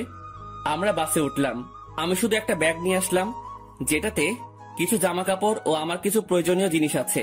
আমি আবার সিটে বসলাম। যাক ভালোই, আমাকে জানালার পাশ দেওয়া হয়েছে। এবার প্রকৃতি উপভোগ করতে করতে নানার বাড়ি যাওয়া যাবে। আমি দেখলাম তানভীর, আমি যে সারিতে বসলাম সে আমার বাম পাশে সারির আমার সিট বরাবর 3 সিট পর তার সিট। আমি সিটে বসে আছি আর বাস ছাড়ার অপেক্ষা করতেছি। আমি জানালা দিয়ে বাহিরে দেখতে লাগি। এক্সকিউজ মি, এটা আমার সিট, আমি কি এখানে বসতে পারি? আমি কথা শুনে সাথে সাথে তাকালাম। দেখলাম একটা কালো বোরকা পরা একটা মেয়ে এই কথা বলল। কোনটা আপনার সিট? জি, আপনার পাশের সিট আমার। আমি কি এখানে বসতে পারি? পড়ে গেলাম মুসিবতে। আমি কিনা সিট পেলাম, তাও একটা মেয়ের পাশের সিট। হয়তো অনেক ছেলে এই জিনিসটাকে তাদের জন্য সৌভাগ্য মনে করে, কিন্তু আমার জন্য এইসব দুর্ভাগ্য। কারণ আমি অন্য ছেলেগুলোর মতো মেয়ে পাগল না। তবে হ্যাঁ, একজনকে নিয়ে স্বপ্ন দেখেছিলাম, কিন্তু থাক, সে অতীতকে মনে না করাই ভালো। সেটা জাস্ট আমার জন্য একটা দুঃস্বপ্ন ছিল। এই যে মিস্টার, এখন কি বসতে দিবেন? আজব তো, আপনার সিট আপনি বসবেন, এটা নিয়ে তো মাথা খাওয়ার কি আছে? বসেন আপনার সিটে। তারপর মেয়েটা আমার পাশের সিটে বসে পড়ে। তবে আমার একটু আনইজি লাগতেছে। আমি তানভীরকে দেখতে লাগলাম। তানভীরের সাথেও একটা বোরকা পরা মেয়ে বসছে, আর সে তো পিড়িতিরে আলাপ করতে ব্যস্ত। আপু, একটা কথা বলি, কিছু মনে করিয়েন না। আপনি যদি আমার বন্ধুর সিটে গিয়ে বসতেন তাহলে একটু ভালো হতো। সরি, পারবো না। আমি আমার সিট ছাড়া অন্য কোথাও বসি না, এটা সম্ভব না। বাপরে বাপ, কি জিনিস রে ভাই! একটা ছেলের পাশে বসছে, আমি ছেলে হয়েও তার জন্য একটু সুবিধার জন্য কথা বললাম, আর সেই কিনা গাড়ি স্টার্ট করলো। গাড়ি চলতে লাগলো আপন শক্তিতে, আর আমিও জানালার বাহিরে তাকিয়ে প্রকৃতি উপভোগ করতে ব্যস্ত। আচ্ছা, যদি কিছু মনে না করেন, আমাকে কি জানালার সিটটা দিবেন? আমি দেওয়া নেওয়া বন্ধ করে দিছি। যেটা নিজের সেটাকে নিয়েই থাকি, আর আমার জানালার সিট পড়ছে, তাই আমি এখানে থাকবো। দিবেন না ভালো কথা, এত অ্যাটিটিউড দেখাচ্ছেন কেন? আমার অ্যাটিটিউড বেশি, তাই দেখাচ্ছি। নাও প্লিজ সাইলেন্ট। কিছুক্ষণ নীরবভাবে বসে বসে বাহিরের প্রকৃতি দেখতে লাগলাম, আর প্রকৃতির বাজেও হারিয়ে যেতে লাগি। আর তখনই তারিনের মিষ্টি হাসিটি মনে চলে আসলো। সাথে সাথে আমি প্রকৃতি থেকে আমার মনোযোগ সরিয়ে নিলাম। কি হলো, শখ খেলেন নাকি? আমি কিছুই না বলে আমার পকেট থেকে মোবাইল আর ইয়ারফোনটা বের করে কানে লাগিয়ে দিলাম, আর গান শুনতে লাগলাম। কিছুক্ষণ গানের মধ্যে মগ্ন ছিলাম আমি, আর তখনই পাশ থেকে খোঁচা দেয়। সমস্যা কি? গান শুনছিলেন? না তো, ব্যাডমিন্টন খেলছিলাম। এত রাগ আর কি আছে? আপু, আপনার সমস্যাটা কি বলবেন? কোনো সমস্যা নেই। আচ্ছা, আপনি কি রোমান্টিক গান শুনছিলেন? বুঝছি। আপু আসেন আপনি জানালার সিটে। মেয়েটাও খুশি হয়ে জানালার সিটে বসে, আর আমি পারতেছি না যে এখনই বাস থেকে নেমে যেতে। মেজাজটা খারাপ আগে থেকেই, আমার এখন আরো খারাপ করে দিল। আমি তানবীরকে দেখলাম শালা মেয়ের সাথে পিরিতির আলাপ করতেছে। হয়তো শালা ভুলেই গেছে তার বিয়েও ঠিক হয়ে আছে। আমি তানবীরকে ডাক দিলাম। তানবীর সিট থেকে আসে, কোনো মতে দাঁড়ায়। মেয়ে পেয়ে তো ভালোই কাজ চালাচ্ছিস, শালা ভুলে গেছিস তোর বিয়ে ঠিক হয়ে আছে? নাকি তানিয়ারে কল দিয়ে বলমু? আরে দোস্ত, মেয়েটা অনেক ফ্রেন্ডলি বিহেভ করে ভাই, অনেক হাসি আড্ডাও করে, তাই আর কি একটু। আমিও তানিয়ারে কল দিয়ে একটু। না না, কল দিস না দোস্ত, না হলে সব শেষ হয়ে যাবে বেটা। হোক শালা, সব শেষ। তোর পাশেও তো একটা মেয়ে, তার সাথে তুইও ফ্ল্যাট কর, কে বারণ করলো তোরে? সেটাই তো সমস্যা। এক কাজ কর, তোর পাশের মেয়েটাকে এখানে পাঠাই দে কষ্ট করে, না হলে। এই যে মিস্টার, মেয়েদের পাশে বসলে সমস্যা কোথায়? এলার্জি আছে আমার। এবার কথা বলিয়ে না, একদম চুপ থাকেন। আচ্ছা দোস্ত, আমি পাঠাচ্ছি। তারপর তানভীর চলে গেল, আর তানভীরের পাশের মেয়েটা আসে। আমি ওনাকে সিটটা দিয়ে আমি তানভীরের পাশে বসে পড়ি, আর সেখানে কানে ইয়ারফোন লাগিয়ে গান শুনতে লাগি। বাস বিরতির জন্য থামলো। তানভীর চল, একটু ফ্রেশ হয়ে নেই, আর কিছু খেয়ে নেই। চল। তারপর আমরা বাস থেকে নামলাম, আর একটু হালকা হয়ে নিলাম। তারপর দুজনেই খাবার খেয়ে নিলাম। তবে টেবিল থেকে উঠতেই ঠিক আমার পিছন বরাবর টেবিলে সেই 2টা মেয়ে উপস্থিত। আমি তাদের দেখেও না দেখার ভান করে চলে গেলাম হাত ধুতে। তারপর হাত ধোয়া আমি তানভীরের কাছে গেলাম। তুই খা, আমি বিল দিয়ে দেই। না, বিল দিস না, আমি দিব। তুই কেন দিবি? তুই আমার সাথে আসছিস, তাই তোর বিল আমি দিব। মামা বেইমানি হবে কিন্তু। যা যা তুই দে, এমনিও কিপটা তুই, দে শালা। তারপর তানভীর খেয়ে বিল দিল আর কিছু খাবার নিয়ে নিল। আমরা বাসে উঠে যাই আর আমাদের আসার পরেই সেই মেয়ে দুইটাও আসে। কিছুক্ষণ পরে বাসটা ছেড়ে দেয় আর আমিও কানে ইয়ারফোন দিয়ে গান শুনতে লাগি। প্রায় 2.5 ঘন্টা পরে আমরা আমাদের গন্তব্যে পৌঁছে যাই। আমরা বাস থেকে নামি আমাদের ব্যাগ নিয়ে। কিছুক্ষণ পরেও দেখলাম সেই মেয়েগুলো। আমি তাদের দেখেও না দেখার ভান করে আমি মোবাইলটা বের করলাম আর মামাকে ফোন দিলাম। হ্যালো মামা, কই তুমি? আরে আমি সিএনজি স্টেশনের সামনে। পরে আমি মামাকে দেখলাম আর কলটা কেটে দিয়ে আর তানভীরকে দিয়ে মামার কাছে চলে গেলাম। মামা আমাকে দেখে জড়িয়ে ধরে। কেমন আছিস অন্তর? ভালোই আছি। তোমাকে কয়বার বললাম আমার জন্য গ্রামের একটা সুন্দরী খুঁজতে, যাতে বিয়ে করতে পারি। বজ্জাত, এখনো ফাজলামি যায় নাই তাই না? কেমনে যাবে, মুই লেজেন্ডারি ফাজিল। আর মামা, এ হলো আমার বেস্টু, যার কথা তোমাকে বলতাম। কেমন আছো তানভি? তোমার কথা আমাকে এই ফাজিলটা প্রায় সময় বলে থাকে। জি ভালো, আপনি কেমন আছেন? ভালো। আচ্ছা তোরা চল আমার সাথে। তারপর মামা একটা সিএনজি ভাড়া করে, কিন্তু মামা কাকে যেন খুঁজতে লাগলো। কাকে খুঁজো মামা? আরে আরো 2 জন আসবে, আব্বু বলছিল। কি অবস্থা তার শরীরের? ভালোই আছে আব্বু। আর আব্বু বলছিল তার নাকি কোনো বন্ধুর 2টা নাতনিও আসবে, তাদেরও নিয়ে যেতে বলল। ও আচ্ছা। তার কিছুক্ষণ পর মামা কাকে দেখে যেন চলে যায় আমাদের সিএনজির কাছে রেখে। আর কিছুক্ষণ পরে মামার সাথে 2টা মেয়ে আসে। তাদের দেখে আমি অবাক হয়ে গেলাম, কারণ এরা হলো সেই মেয়েগুলো যেগুলো আমাদের সাথে বসেছিল। আমি অবাক চোখে দেখতে লাগলাম। তোরা ওঠ, আমি বাইকে যাই। মামা বাইক আনছো? কেন? মামা তুমি সিএনজি করে চলে যাও, আমি বাইক নিয়ে আসতেছি। ভুলেও না। প্লিজ মামা, অনেকদিন পরে বাইক পাইলাম। কাল চালাস। আর কিছু বললাম না, কারণ মামার সাথে কথা বাড়ায় লাভ নাই। আমি আর তানভীর সিএনজিতে উঠে পড়ি আর পিছে সেই 2টা মেয়েই মজা করে বসে পড়ে। তারপর সিএনজি চলতে লাগে তার আপন গতিতে। আমিও গ্রামের পরিবেশ উপভোগ করতে করতে যেতে লাগি। মামা তার বাইক নিয়ে চলে যায়। আমরা আমার নানার বাড়ি পৌঁছে যাই। আমি দেখলাম নানা ভাই দরজায় দাঁড়ায় আছে। আমি নানা ভাইয়ের কাছে গেলাম আর নানা ভাইকে সালাম করলাম। নানা ভাই, কেমন আছিস? তারপর নানা ভাই আমাকে জড়িয়ে ধরে। আমি তো ভালোই আছি, তবে তোমার খবর জিজ্ঞাসা করবো না, কারণ তোমাকে দেখে পাওয়ারফুল মানুষ মনে হচ্ছে। কি মনে করিস? আমার অনেক শক্তি বলেই তো 80 বছরে বেঁচে আছি। কিন্তু নানা ভাই, আমি তো শুনছি ভালো মানুষ তাড়াতাড়ি মরে আর শয়তান নাকি অনেক বছর বাঁচে। চুপ বেটা, ভিতরে যা। আমারে ধমকায় লাভ নাই নানা ভাই। তারপর তানভীরকে আমার কাছে ডাক দিলাম। নানা ভাই, আমার বন্ধু তানভীর, ও আমার সাথে আসছে। আসসালামু আলাইকুম। ওয়ালাইকুম আসসালাম। আমার বজ্জাত নাতিটা আমাকে নানা ভাইকে ডাকে, তুমিও আমাকে নানা ভাই ডাকতে পারো। জি আচ্ছা। মানিক, অন্তর তোর বন্ধুকে তাদের রুম দেখিয়ে দে। আচ্ছা আব্বু, তোরা আয় আমার সাথে। আমরা 2 জন মামার সাথে যেতে লাগি। আসলে নানাদের বাড়িটা বলতে গেলে বড় একতলা বিল্ডিং, যেটা একটু বড় করে বানানো হয়। মামা আমাদের একটা রুমে নিয়ে যায়। এটা তোদের রুম। আর তানভীর, তুমি আমাকে মামা ডাকতে পারো, অন্তর যেমনটা ডাকে আর কি। মামা না, এখন থেকে মামু ডাক মনে। আস্তে আস্তে শুরু করে দিলে। দাঁড়া, তোরে বিয়েটা করায়ে দিয়ে তোর বউয়ের হাতে তোরে শায়েস্তা করবো আমি। আগে নিজের গদি সামলাও। লাস্ট টাইম মামিকে দিয়ে কি করছিলাম মনে আছে নাকি? এবার আগের বারের থেকেও ডাবল হবে। তোরা ফ্রেশ হয়ে হল রুমে আয়, আমি গেলাম। কিরে ভাই, তুই তোর মামার থ্রেট দেশ? আরে বেটা, আসলে আমাদের পরিবারটা একদম ফ্রেন্ডলি, তাই সবার সাথে হাসি মজা করেই থাকি। তোর মতো আমি একটা পরিবার পাইলে হইতো। আমার পরিবার মানে তোর পরিবার বেটা। এখন কথা না বলে ফ্রেশ হয়ে নে। তারপর তানভীর ফ্রেশ হয়ে নিল। এরপর আমিও ফ্রেশ হয়ে নেই আর দুজনেই হল রুমে যাই। সেখানে আমার মামাতো ভাই শান্ত বসে বসে মামা ও নানা ভাইয়ের সাথে কথা বলতেছে। কিরে শান্ত, কি অবস্থা তোর? শান্ত আমাকে দেখে আমার কাছে চলে আসে। সে 9-এ পড়ে। অন্তর ভাইয়া, কি খবর তোমার? কেমন আছো? ভালো আছি, কিন্তু তোর থেকে আমি এটা আশা করিনি। আমি আবার কি করলাম? তুই নাকি গোপনে বিয়ে করে ফেলছিস। দূর ভাইয়া, কি বলো এইসব তুমি? আমার কথা একটু ভাবলি না? আমি তোর থেকে কত বড়, অথচ বিয়ের দিক দিয়ে ছোট বানাই দিলি। কেমনে পারলি এটা করতে তুই? তোর তো বলছিলাম আমার জন্য মেয়ে খুঁজতে, আর তুই কি না, কাজটা ভালো করিস নাই তুই। দূর ভাইয়া, কে বলেছে তোমারে আমি বিয়ে করছি? আমার বিয়ের বয়স হয়েছে নাকি? আজকালকার পোলাপানগুলো বিশ্বাস নাই, বড় ভাইরে রেখে তারাই গোপনে কাজ সেরে ফেলে। আল্লাহ কোন যুগে আনলা তুমি আমারে? তোদের কথাবার্তা শেষ হলে নাস্তা কর। ও মামি, তোমার জামাই আমাকে বাস স্টেশনে মারছে। নাউজুবিল্লাহ, কিরে বেটা, আমি তোরে কই মারলাম? আই, তুমি অন্তরের গায়ে হাত দিছো?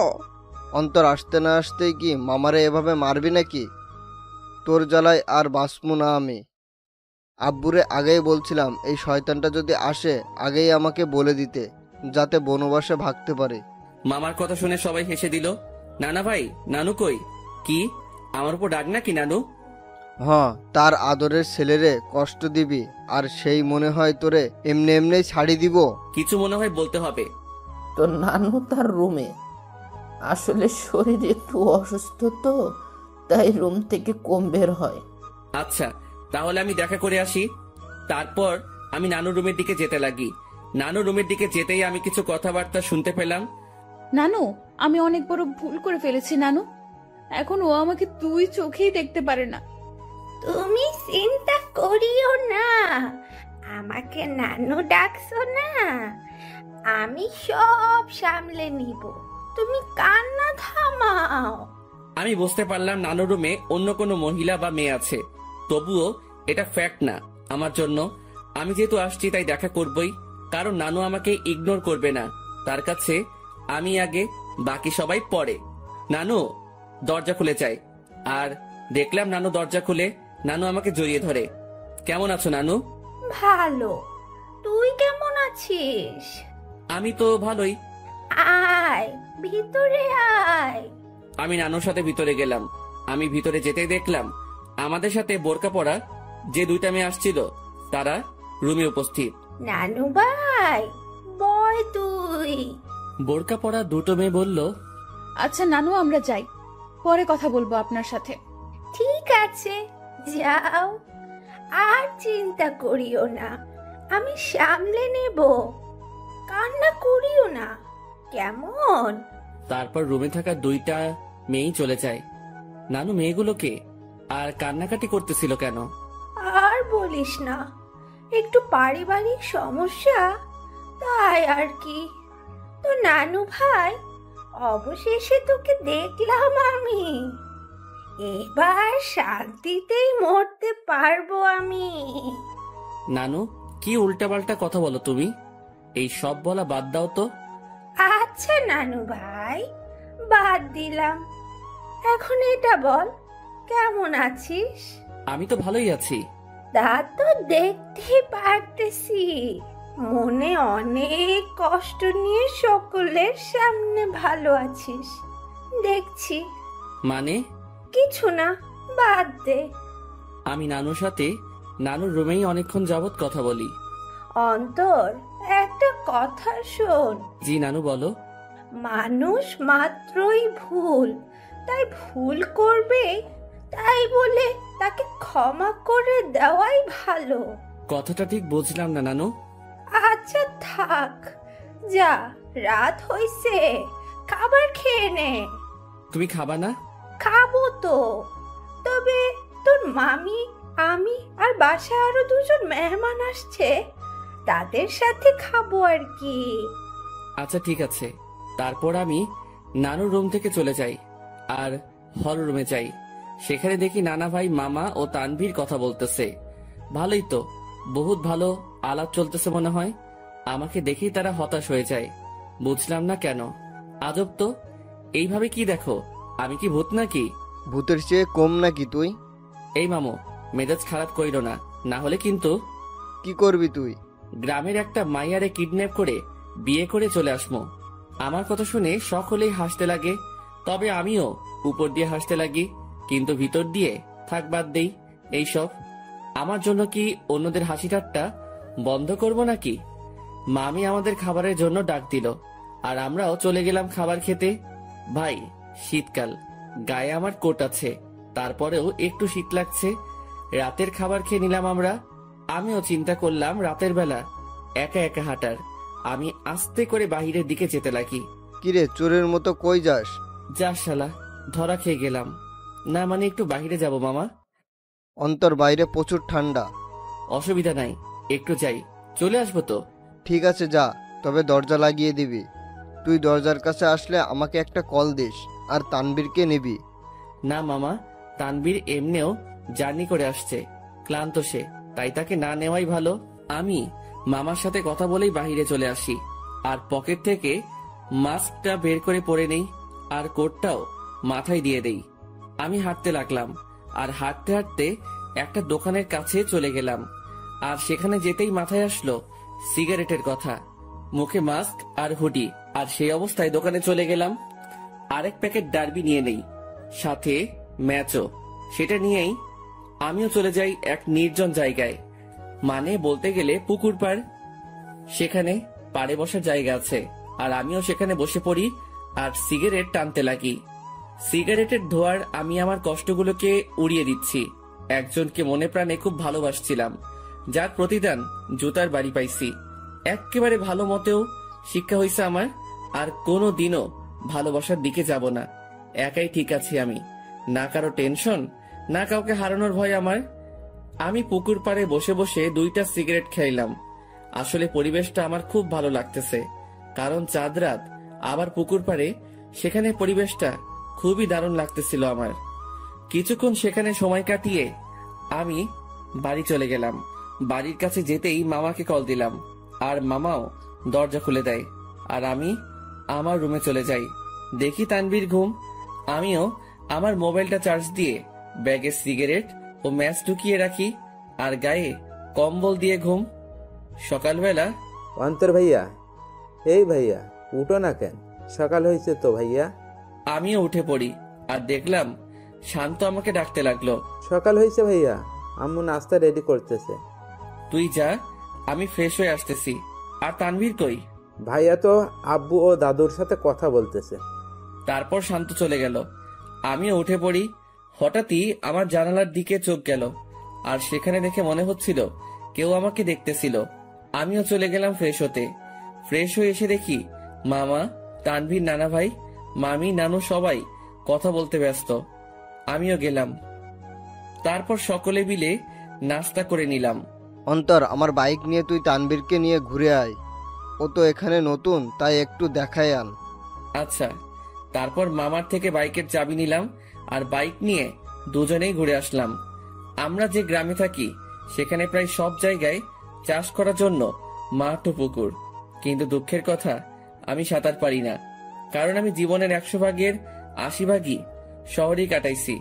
বাকি 20 ভাগের মধ্যে 7 ভাগ বলতে পারেন ট্যুরে গিয়ে, আর বাকি অংশ শহরেই। তবুও গ্রামটা ভালো করে চিনি। যতদিন গ্রামে ছিলাম ততদিন মামার সাথে গিয়ে গ্রামে ঘুরতাম। সকালবেলা আমি আর তানভীর অনেকক্ষণ ঘোরাঘুরি করলাম আর দুপুরের দিকে আসলাম। বাইকটা রেখে বাড়িতে ঢুকলাম আর দেখলাম নানা ভাই, নানু, মামা, মামি ও সেই 2টা মেয়েও আছে আর তারা কথা বলতেছে। কিন্তু আজব ব্যাপার হলো এরা বাড়িতেও হিজাব করে রাখছে। ঘোরা শেষ? মোটামুটি। আমি রুমে চলে যাই, কিন্তু বারবার সেই মেয়েগুলোর প্রতি কেন যে আকর্ষণ লাগতেছে কে জানে। তবে ইচ্ছা তো করতেছে হুজুরনিগুলোর চেহারা দেখতে, কিন্তু ডাইরেক্ট বলা তো মুসিবত, থাক পরে সেটা ব্যবস্থা হবে আর কি। আমি রুমে গিয়ে ব্যাগ থেকে কিছু কাপড় বাহির করলাম আর চিন্তা করলাম গোসল করব, কিন্তু মনে পড়লো এখানে তো পানির হিটার নাই যে ডাইরেক্ট বাথরুমে যাবো, সুইচটা ক্লিক করবো আর গরম পানি পামো। পড়লাম আরেক মুসিবতে। কেমনটা লাগে, ধুর, মামিকে বলবো গরম পানি করে দিতে। আমি যখনই রুম থেকে বের হব তার আগেই মামি উপস্থিত উইথ গরম পানি। এই না হলে আমার মামি আমার কখন কি লাগে তা তুমিও আম্মুর মতোই জেনে যাও। আমিও তো তোর আরাক আম্মু, এখন যা গোসল করতে, আমি পানি দিয়ে গেলাম। থ্যাংক ইউ মামি, আই লাভ ইউ বলতাম, কিন্তু মামা শুনলে হার্ট অ্যাটাক করবো। যা ফাজিল। মামি চলে গেল আর আমিও মনের সুখে লুঙ্গি আর তোয়ালে নিয়ে চলে গেলাম গোসল করতে। গোসল শেষ করতেই আমিও রুমে আসলাম। লুঙ্গি পরা আছে, বলা যায় না কখন কোথায় খুলে যায়। জীবনে 2টা কখন কোথায় খুলবে তা কেউ বলতে পারে না।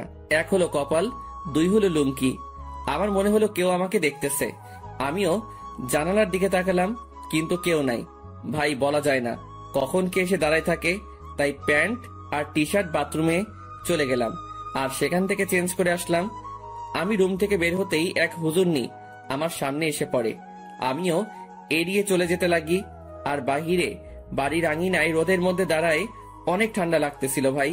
বিশ্বাস করেন, শীতকালে শরীর ভিজা অবস্থায় কেউ গায়ে একটা ফু দেয় না, তা ব্রেকআপের চেয়ে কষ্টকর লাগে। তো আপনি এই বাড়ির লোক, তা আমাকে আগে বলতে পারলেন না? খালি খালি টেনশনে ছিলাম আমি। আমি পিছনে তাকালাম, কিন্তু চেহারা না দেখায় বুঝতে পারলাম না কে কোনটা, মানে কে কোন বোরকাওয়ালি। আমি কি জানতাম আপনি এখানে আসবেন? আজাইরা কথাবার্তা বলিয়েন না, এইসব আমি পছন্দ করি না। এত অ্যাটিটিউড ভালো না। আমি বুঝতে পারলাম এটা সেই বকবক রানী যেটা বাসে আমার মাথা খাইছে। আচ্ছা, এখানেও মুখ ঢেকে রাখলেন সেটা বুঝলাম না। আসলে এটাই তো আমাদের বাড়ির নিয়ম। পরপুরুষের সামনে আমরা চেহারা দেখাই না, তবে স্বামীকে দেখানো যাবে, এই নিয়ম আছে। আচ্ছা, আপনি কি ম্যারিড? না, আপনি? আমি ম্যারিড। তো আপনার ওয়াইফকে না আনবেন? বন্ধুকে আনলেন কেন? ও ওর বাবার বাড়িতে গেছে। তবে একটা জিনিস আমি খেয়াল করলাম, মেয়েটা এমন ভাবে কথা বলতেছে মনে হয় সে আমার সম্পর্কে জানে, ও আমাকে চিনে। তাছাড়াও তার ভয়েসটা একটু একটু মাথা খাচ্ছে আমার। আচ্ছা, আপনি থাকেন কোথায়? সরি, বলা যাবে না। আচ্ছা, লাগবে না। আমি খেয়াল করলাম মেয়েটা আমার সাথে কথা বলতেছে তো ঠিকই, মানে তার কথার মধ্যে আমি অন্য একরকম কিছু পাচ্ছি। মামি আসে আর আমাদের খাবারের জন্য ডাক দেয়। আমিও চলে যাই। সেখানে দেখি মামা, তানভীর, নানা ভাই উপস্থিত ও তারা বসে বসে কথা বলতেছে। কিসের এত আলাপ তোমাদের? মনে হয় কোনো বড় ধরনের গন্ডগোল পাকানোর প্ল্যান চলতেছে তোমাদের। বিয়ের? কি? কার বিয়ে? কখন? কোথায়? কোন টাইমে? দাওয়াত দিছে তো? আমি কিন্তু যাবো। শালা তোর অভ্যাস চেঞ্জ হইল না। আরে বেটা, ফ্রি খাবার কেমনে মিস করবো বেটা? ও মামা, বলো না কার বিয়ে? আমি বিরিয়ানির চান্স মিস করতে চাচ্ছি না। তোর বিয়ে? কি? এবার খা নিজের বিয়ের বিরিয়ানি। মেজাজটা এখন 440 হয়ে গেল কিন্তু। আরে তোরা থাম তো। তারপর সবাই মিলে দুপুরের খাবার খেয়ে নিলাম। অন্তর, আজকে একটু বাজারে যাব, কিছু কিনতে হবে, তুই যাবি? আচ্ছা, গেলাম আর কি, সাথে তানভীরকেও নিয়ে নিব। আচ্ছা ঠিক আছে। অন্তর, আপুর সাথে কথা বলেছিলি? সকালে বলছিলাম, যখন তানভীরকে নিয়ে বের হয়েছিলাম তখন আম্মু কল দিছিল। আচ্ছা শোন, তোরা বাজারে যাবি ভালো কথা, আমার ওষুধ আনতে ভুলিস না। জি আব্বু। তবে আমি যাব না রে, আমার একটু শরীর খারাপ লাগতেছে। আচ্ছা ঠিক আছে, তুই রেস্ট নে, আমি আর মামা যাব। তো মামা, কখন যাবা? এই বিকাল করেই যাব। আচ্ছা। তারপর আমি আমার রুমে চলে গেলাম। সেখানে গিয়ে কিছুক্ষণ রেস্ট করে নিলাম। বিকেলবেলা আমি মামার সাথে বাজারে যাওয়ার জন্য রেডি হচ্ছি। আসলে কোট নিয়ে নিচ্ছি, যাতে যদি আসতে দেরি হলেও ঠান্ডা সহ্য করতে না হয়। মামা বাইক নিয়ে দাঁড়ায় আছে, আমি বাইকে বসলাম। কিরে, বাইক চালাবি? না মামা, তুমি চালাও। তারপর মামা বাইক চালাতে লাগে আর আমিও বাইকে বসে আছি। বাইক চলতেছে আপন গতিতে আর আমি বাইকে চড়তেছি আর গ্রামের প্রকৃতি উপভোগ করতে ব্যস্ত। কিছুক্ষণ পরে আমরা বাজারে চলে আসি। মামা আমাকে নামিয়ে একটা জায়গায় বাইকটা রেখে আসে। আচ্ছা মামা, কি কি নিবা বাজার থেকে? ভাগিনা, অনেকদিন পরে আমাদের বাড়িতে আসছিস, সাথে তোর বন্ধু তানভীরকে নিয়ে আসছিস, তাই আব্বু আম্মু বলেছে তোদের দুজনের জন্য কিছু নিতে। মামা, কিছু লাগবে না আমাদের, তোমার অন্য কাজ থাকলে সেটা করো। আরে আই তো তুই। মামা আমাকে টেনে নিয়ে যায় আর একটা পাঞ্জাবির দোকানে নিয়ে যায়। সেখানে আমি দাঁড়াই আছি আর মামা দোকানদারের সাথে কথা বলতে ব্যস্ত। অন্তর, এদিকে আই তো। আমি মামার কাছে গেলাম। দেখ তো পাঞ্জাবিটা পছন্দ হয় কিনা। মামা আমাকে লাল কালারের পাঞ্জাবি দেখালো। মামা, লাল কেন? আমার তো বিয়ে না। বিয়ে হোক আর না হোক, কিন্তু এটা আমার পছন্দ হয়েছে আর আমি চাই বিয়েতে এটা তুই পরবি। তবে ভাগিনা, এটাতে তোরে বেশ মানাবে। আচ্ছা, তোমার পছন্দ হয়েছে তাহলে নাও। তারপর মামা পাঞ্জাবিটা নিয়ে নেয় আর আমাকেও বলে তানভীরের জন্য একটা পাঞ্জাবি দেখতে। আমিও তানভীরের জন্য একটা পাঞ্জাবি দেখি আর মামাও সেটা কিনে নেয়। হয়েছে মামা, এবার খুশি? এমন ভাবে কথাগুলো বললা মনে হয় আমাকে বিয়ে করানোর প্ল্যান করে আছো। সেটাই তো। কি? না মানে সেটাই তো, যাতে তোকে একটা বিয়ে করাই দিতে পারি। ধুর মামা, আপাতত একটু শান্তি দাও আমারে। বিয়ে করলে তো তোমার মতো হাল হবে আমার। আচ্ছা চল। আমি মামার সাথে যেতে লাগি। আমরা বাজারে হাঁটতে লাগলাম আর মামাও টুকিটাকি বাজার নিতে ব্যস্ত। আমিও মামার সাথে ঘুরে ঘুরে দেখতে লাগলাম আর তখনই একটা শাড়ির দোকানে চোখ পড়লো। যেখানে বাহির থেকে একটা শাড়ি দেখা যাচ্ছিল, যার রং ছিল গোলাপি। শাড়িটা দেখে তারিনের কথা মনে পড়ল, আর তারিনের পছন্দের কালারও গোলাপি। যেদিন প্রথম তারিনকে দেখি, সে গোলাপি জামা পরে কলেজে আসছিল, যা দেখে প্রায় কলেজের সকলেই তার দিকে তাকিয়েছিল, আর আমি তো দেখেই লাট্টু হয়ে গেছিলাম। আর সেদিনই তারিনকে আমার ভালো লেগে যায়। এরপর তারিনের পিছেই পড়ে যাই, আর প্রায় একটা সপ্তাহের মতো পিছে পড়েছিলাম। এরপর একদিন তানভীর শালা সাহস জাগিয়ে দেয় আর প্রপোজ করি, আর সেও সাথে সাথে অ্যাকসেপ্ট করে নেয়, আর বলে নাকি সেও নাকি আমাকে পছন্দ করত, কিন্তু আমার রাগের জন্য আমার সামনেও আসতেও ভয় পেত। আসলে আমি সব সময় নিজেকে শান্ত রাখার চেষ্টা করি, কিন্তু যখন রেগে যাই তখন শান্ত হতে অনেক সময় লাগে। আর যার উপর রেগে যাই তাকে সহজে ক্ষমা করি না। কিন্তু তারিনের ব্যবহারটা আমার মোটেও ভালো লাগেনি। আসলে আমি বুঝতে পারলাম তার মধ্যে আমার জন্য কোনো ভালোবাসাই ছিল না, জাস্ট ভালো লাগাই ছিল, যেটাকে আমি ভালোবাসা ভেবে বসেছিলাম। আর সেটাই আমার বড় ভুল ছিল। ভালোবাসা মানে একে অপরের প্রতি বিশ্বাস, ভরসা। কিন্তু তারিনের জন্য আমি তানিয়ার সাথে মিলে তারিনের বার্থডে সেলিব্রেশন করার জন্য প্ল্যান করলাম, কিন্তু তারিন মনে করে বসেছিল আমার আর তানিয়ার মধ্যে কোনো কিছু চলতেছে। যদি তারিন আমাকে বিন্দু মাত্র বিশ্বাস করত, তাহলে সেটা কখনোই মাথায় আনত না। কিন্তু তারিনের মনে ভালোবাসা ছিল না, তাই সে আমাকে তানিয়ার সাথে মিশতে দেখে সন্দেহ করতে লাগলো। আমি মনে করেছিলাম তারিনকে তার বার্থডে পার্টির সারপ্রাইজ দিব, কিন্তু সেই আমাকে বড় ধরনের সারপ্রাইজ দিয়ে বসে আছে। তার জন্য আমি একটা সপ্তাহ শান্তিতে ঘুমাতে পারি নাই, কারণ আমি তারিনের জন্য তার পছন্দের জিনিসগুলো কিনতে আনতে ব্যস্ত। কারণ আমি তারিনকে খুশি দেখতে চাই। তার জন্য এত কিছুই করে শেষমেশ জুতার বাড়ি ও মিথ্যা অপবাদ পেলাম। সে না জেনেই আমাকে এভাবে আঘাত করলো। যদি তার মনে আমার জন্য বিন্দুমাত্র ভালোবাসা থাকতো, তাহলে সে আমাকে সন্দেহ না করে আমার প্রতি বিশ্বাস রাখতো। কিন্তু সে থাক, যা হয়েছে ভালোই হয়েছে। আমিও উচিত শিক্ষা পেলাম, আর বুঝতে পারলাম তারিন আমাকে কেমন ভালোবাসছিল। কিরে, কি ভাবছিস? কই কিছুই না। আচ্ছা, নানা ভাইয়ের ওষুধ নিছো? নিব, কিন্তু তোর চোখে পানি কেন? আরে চোখে বালি ঢুকছে, সেটার জন্য। আমার সাথে আয়। আমি মামার সাথে গেলাম, আর মামা একটা কলের কাছে নিয়ে যায়, আর আমিও মুখ ধুয়ে নেই। আসলে তারিনের কথা মনে করতে করতে ওই দিনের ঘটনাটাও মনে পড়ে গেল আমার, তাই চোখেও পানি চলে আসে। সেদিন তারিন আমাকে যেভাবে মারলো, আমি বুঝতে পারলাম সে কতটা ঘৃণা করে আমাকে। সে সত্যি না জেনেই আমাকে আঘাত করলো, যা থেকে বোঝা যায় তারিনের ভালোবাসা কত দূর। চল বাড়ি যাব, বাজার শেষ। নানা ভাইয়ের ওষুধ নাও। মামা চলে গেল ওষুধ নিতে, আর আমাকে বাজারের ব্যাগ ও পাঞ্জাবির প্যাকেটগুলো দিয়ে গেল। আমিও সেগুলো নিয়ে বাইকের কাছে চলে গেলাম। আজ তারিনের কথা মনে পড়তে লাগলো, কিন্তু তাকে এখন আমি ঘৃণা করি। তার ভালোবাসার রূপ দেখলাম ভালো করেই। জানি না কোথায় আছে সে, কি করতেছে। দূর, এর কথা কেন ভাবতে লাগলাম? সে যেখানে থাক ভালো থাক, মোট কথা আমার থেকে দূরে থাকলেই ভালো। আমার আশেপাশেও যাতে এই মেয়েটাকে যেন না দেখি আমি।